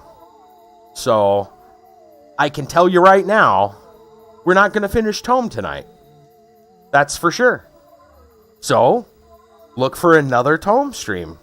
Right. Yeah, definitely stretches it out. Let's hop off the couch and continue our nighttime excursion. We get to savor TOEM a little bit longer. We get to enjoy its charm. All right, I think we have done everything here in this particular place. We need, well, I guess we need to go this way because we went into the cave. We came out of the cave, I should say. Yeah. Go check this out.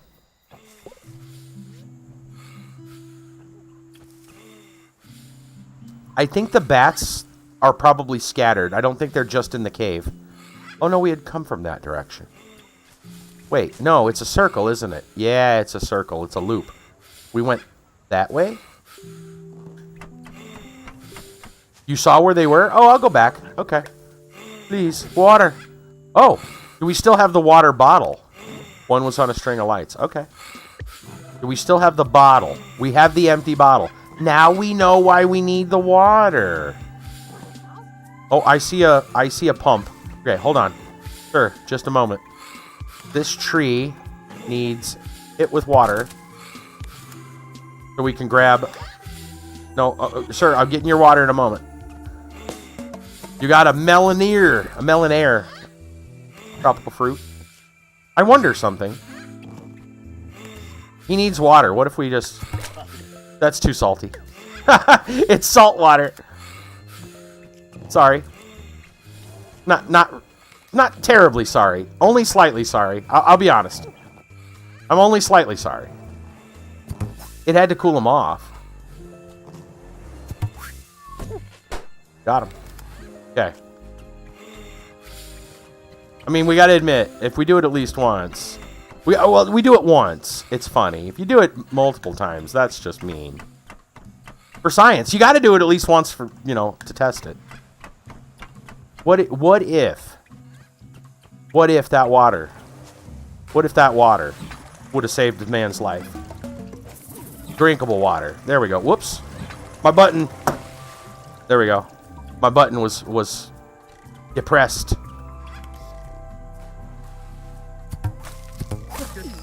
Whoa! The flower. It grew. Of course. They need water. Wow. Can't believe I forgot to water them. I feel silly now. I bet the rest of them are also thirsty. I planted them all around Basto, hoping they would spread. Would you mind helping me water the rest of them?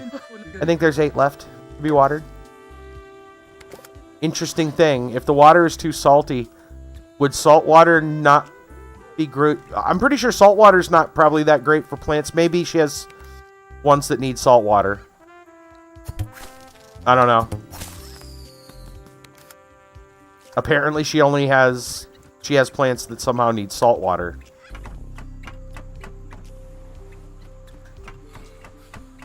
That's the only thing I can imagine. Somehow. Sure, here's your water. Water! Gulp, gulp, gulp, gulp. I feel refreshed. Cheers! Off he goes.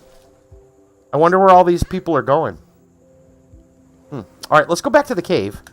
You said you saw the bats in the cave, or around the cave. I didn't notice only the one bat. They might all be... Oh, they're around in the area. There was a string of lights. Let's go back out here a minute. The one... Oh, yeah, there was one back. Yeah, that's what I was saying, that they're kind of in the world. I don't think they're in the caves. Oh, hey, did we X this spot? Apparently not. Blam. Treasure! Treasure. Flippy flops like a fresh breeze on your feet. Of course. Flippy floppies. We got flippy floppies. All right. And this is all nighttime. I wonder what daytimes. You know what? We can switch it night to day now without worrying about the flowers. We should maybe do that. We know that the flowers are going to stay watered. Let's take a nap. Let's see what daylight looks like on this place. All right, what's different? The ghosts are still here. Okay. That guy's still lounging.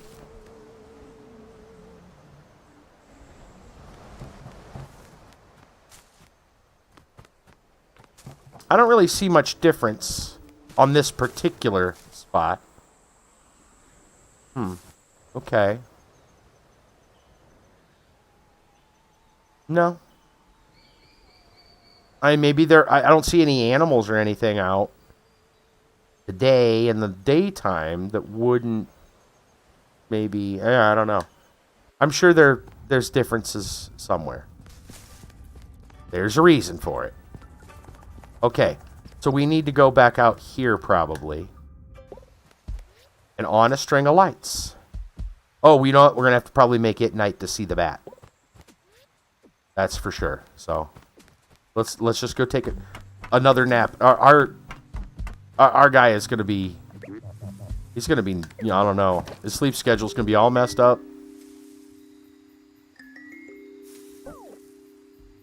Hey, you know what? It's okay. We'll be fine. Oh, you know what? That tree up there's got some fruit on it we need to get. Well, let's get this plant watered.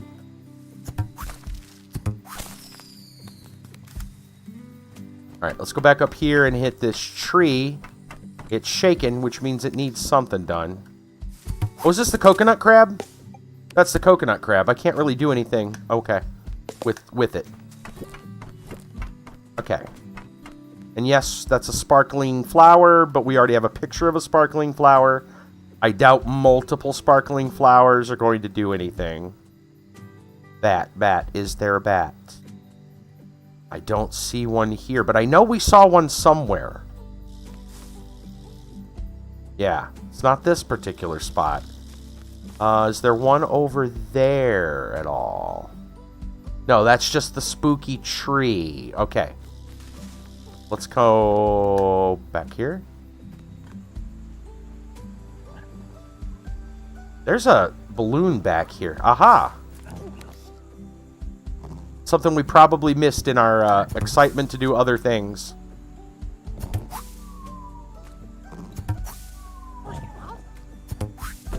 There we go. 9. 9 out of 11. We're getting there.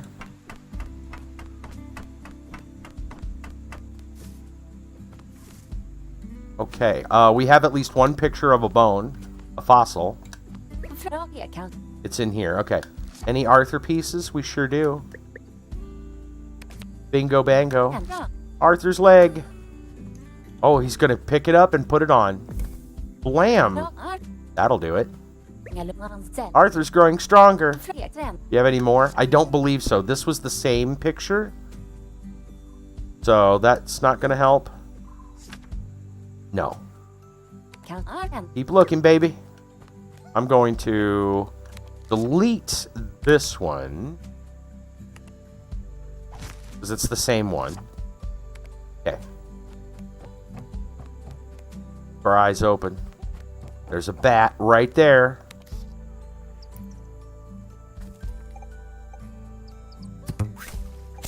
Got him.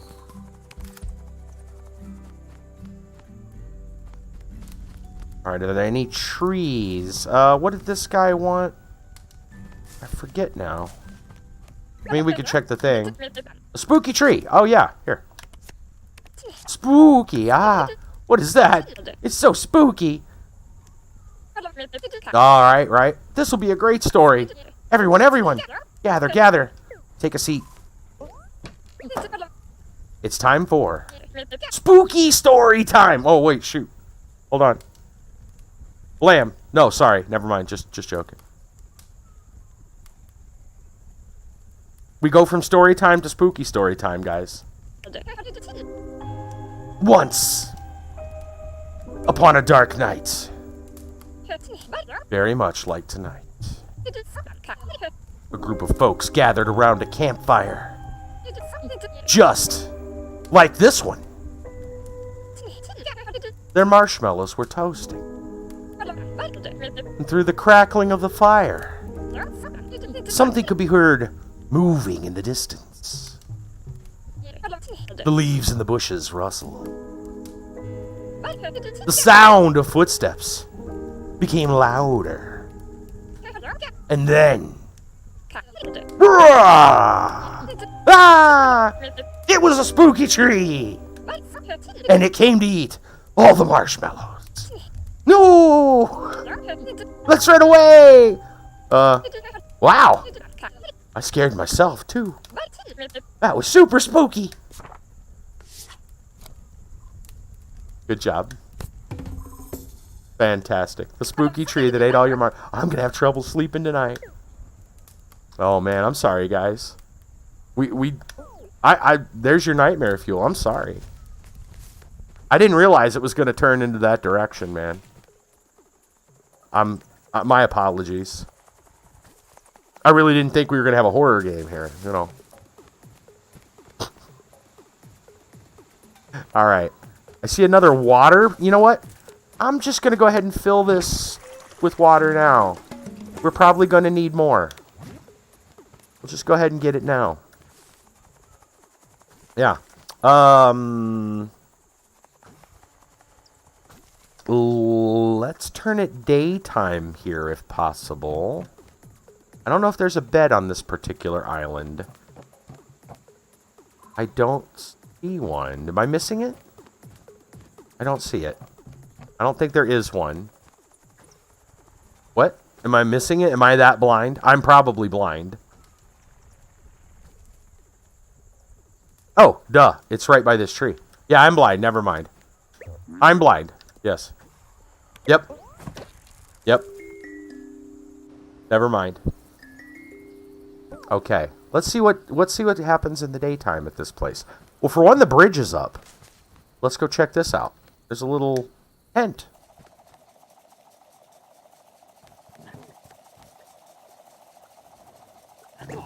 Step right up, step right up. Do you have what it takes to compete in my games? Test your skills in many ways. Honk your way to victory. Splash some water. And get distracted by funny faces. There was something about a top hat. Play as much as you want. One ticket for each win. Trade them in for fabulous prizes. Come to me once you've completed one game to get a stamp.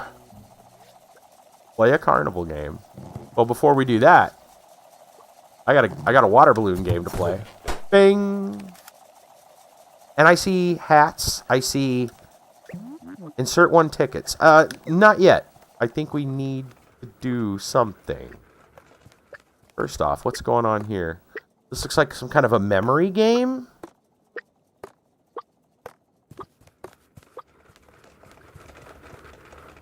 Let's talk to the top hat.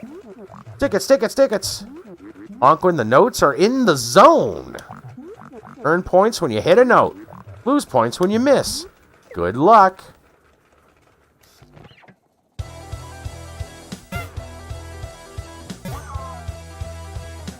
Ooh, okay.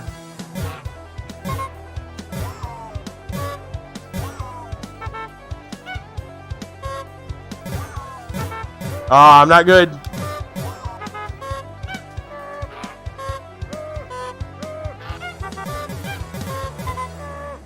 We need 3,000. Better luck next time. Oh, boy. Okay, that one might be a little bit difficult. My rhythm not so good, especially with this button. This is the one that gets stuck. We'll try it one more time.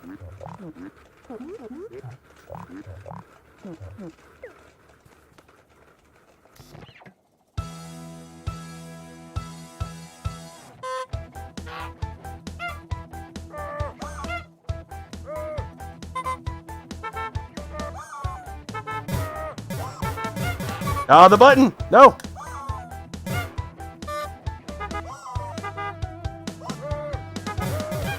Okay, that was my own rhythm.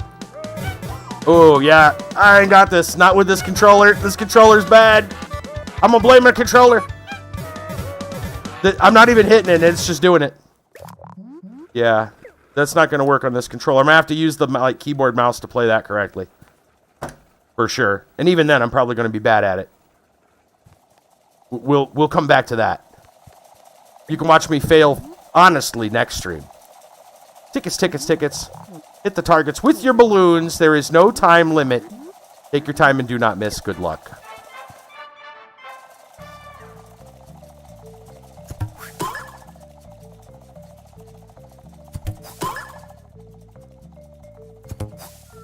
Ooh, a miss. Okay. So missing will cause us points. We have to arc the shots a little bit.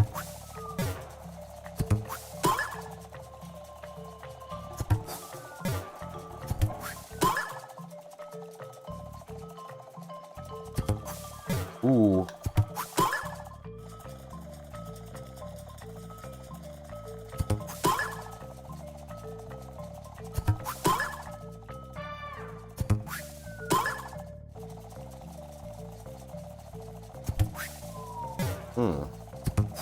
Oh, that's not good.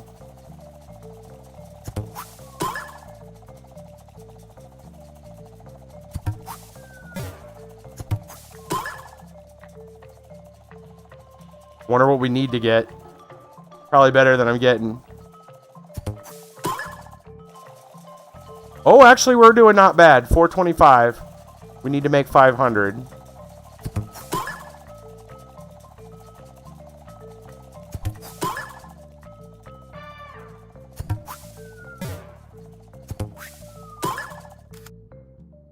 $550. Congratulations. Here's your ticket. Minigame ticket exchange for prizes can be stacked. Come back anytime. You know, so if we need to stack them, we probably want to get all three. Unbelievable. What a wonder to behold. Take this. Oh, so we get it done for doing the one. But if we get all three, we probably get a better prize. A well-deserved reward.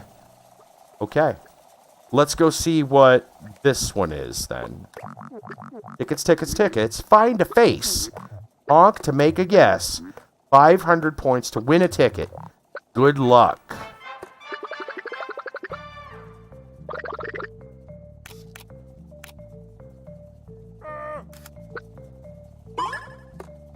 This doesn't seem too difficult unless we're going to play a memory game.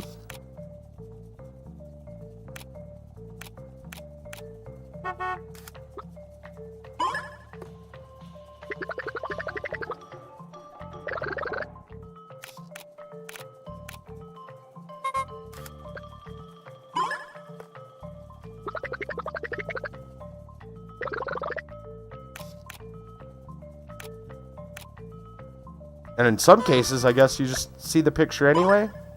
I think maybe they should have did something a little different. This one looks a little easy. Yeah. Ooh, I actually had to look at that one for a second because I forgot some of the details. Wasn't paying attention. I guess if you're not paying attention, maybe you got to get them all right. Right. Considering you're allowed to look, if you can't get them all right. Okay. Well, you know what? I'm going to try switching to keyboard and mouse, and we're going to, since we're here at the minigames, we have 2 out of 3. Keyboard, mouse, let's go. Let's see what it takes. Hopefully, I don't even know what button we need to press. Yeah, I don't know how to do any of these buttons. How do I rotate the camera? Okay. We're going to have to try keyboard and mouse on this. What is our honk button? We're going to find out.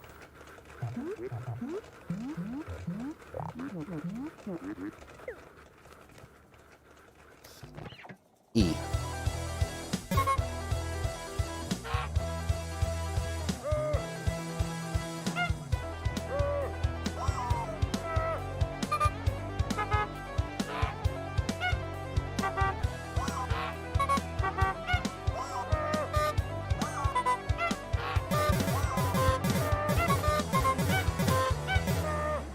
$2,000. That's a lot better than what we had. We need 3. I think we can probably do it with a little bit of practice. We were only getting like 800 with the controller.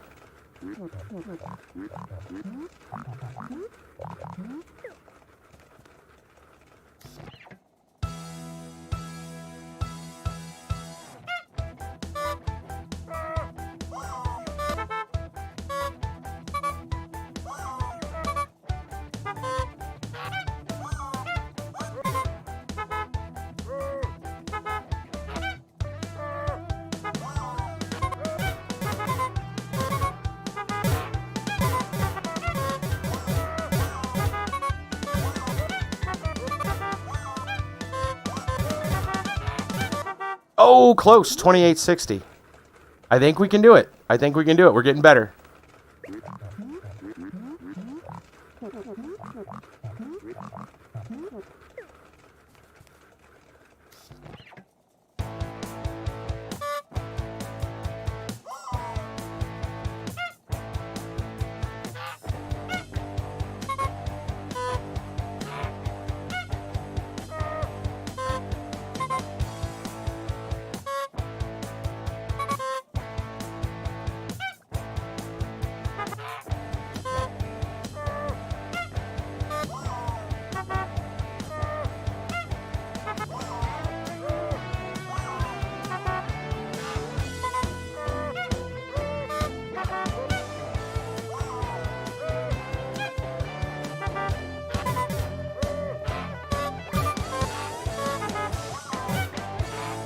Oh, yeah.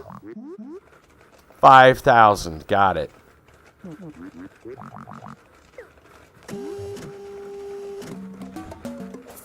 There we go. Yeah. Blam! Pro gamer. Duh. We knew that.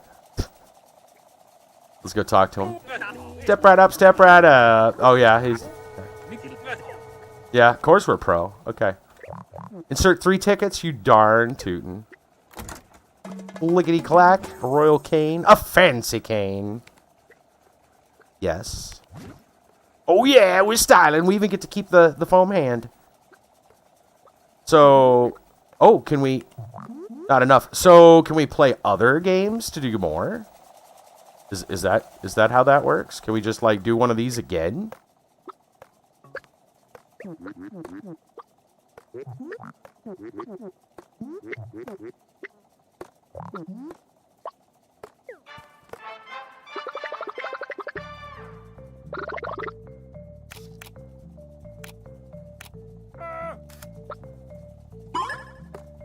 Yeah, it looks like it. So you could probably just do the same one. Wait, are those the same picture? No. Round nose. And you could farm the tickets, I guess, if you were doing not so great.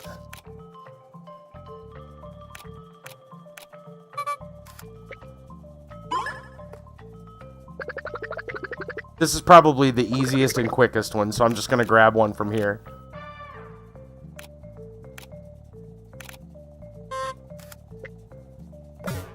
Oh, I got it wrong. The ears were... Oops, we screwed that up. So you say it's the easiest, and then you screw it up. I'm so good at games. Pro gamer, guys. Pro. Is that right? I better look again. Jeez. It's what you get. It's what you get. Quality content.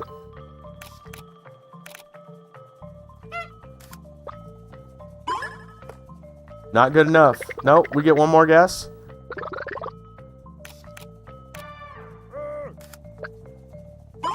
Okay.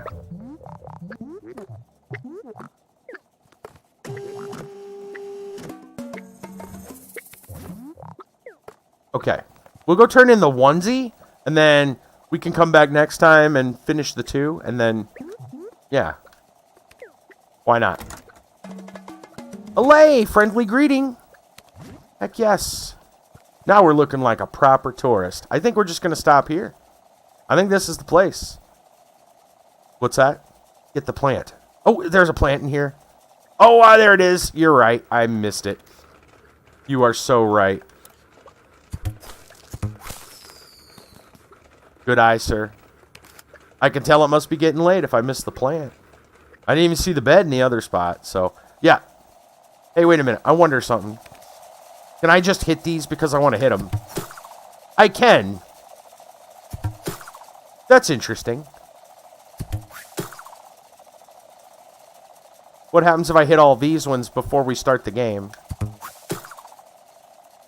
Right? You think it's just practice? Probably.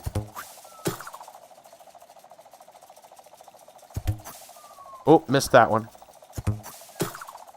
Actually, my aim's getting better. Now they're gone. Cool. Good to know. Yeah, so I think we're going to stop right in here. I assume we can save here. Let's find out. Yeah. I'm going to hit save. Then we're going to return to the title screen. Because if I hit quit, it will quit. We want to go back to our wonderful title. All right. And we'll start by finishing mini games next time we play TOEM. As far as I know, there will be a stream tomorrow night. I'm going to leave it up to the Discord as to what we want to see tomorrow. If everyone's up for more TOEM, we'll maybe finish TOEM. We'll continue TOEM. Yeah. I think people's happy with TOEM. Yeah. Kiba chose well. Kiba chose very well with TOEM. And I think I'm beat. I'm kind of beat. I've had a long day. I've had a lot going on today. I've had a lot going on in the last week or so, to be honest.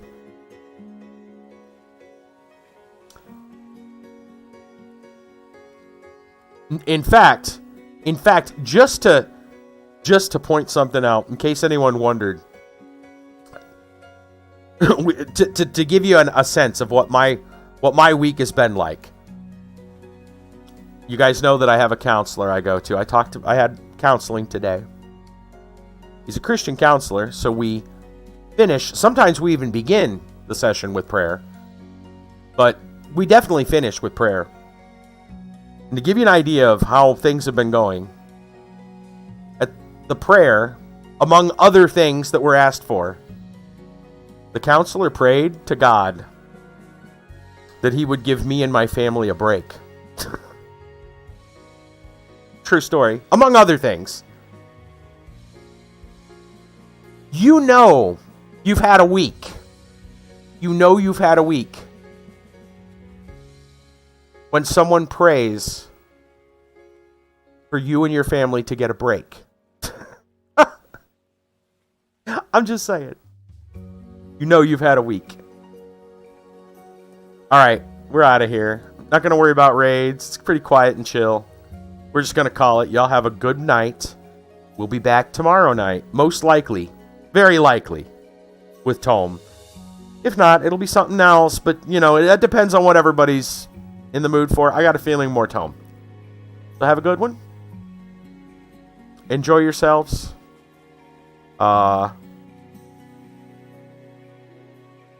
Eat God's word. If you're a follower. If you're not a follower, maybe you should start thinking about it. Start considering what's going on in your life. Yeah. Take some time to reflect, to think. We'll see you guys later.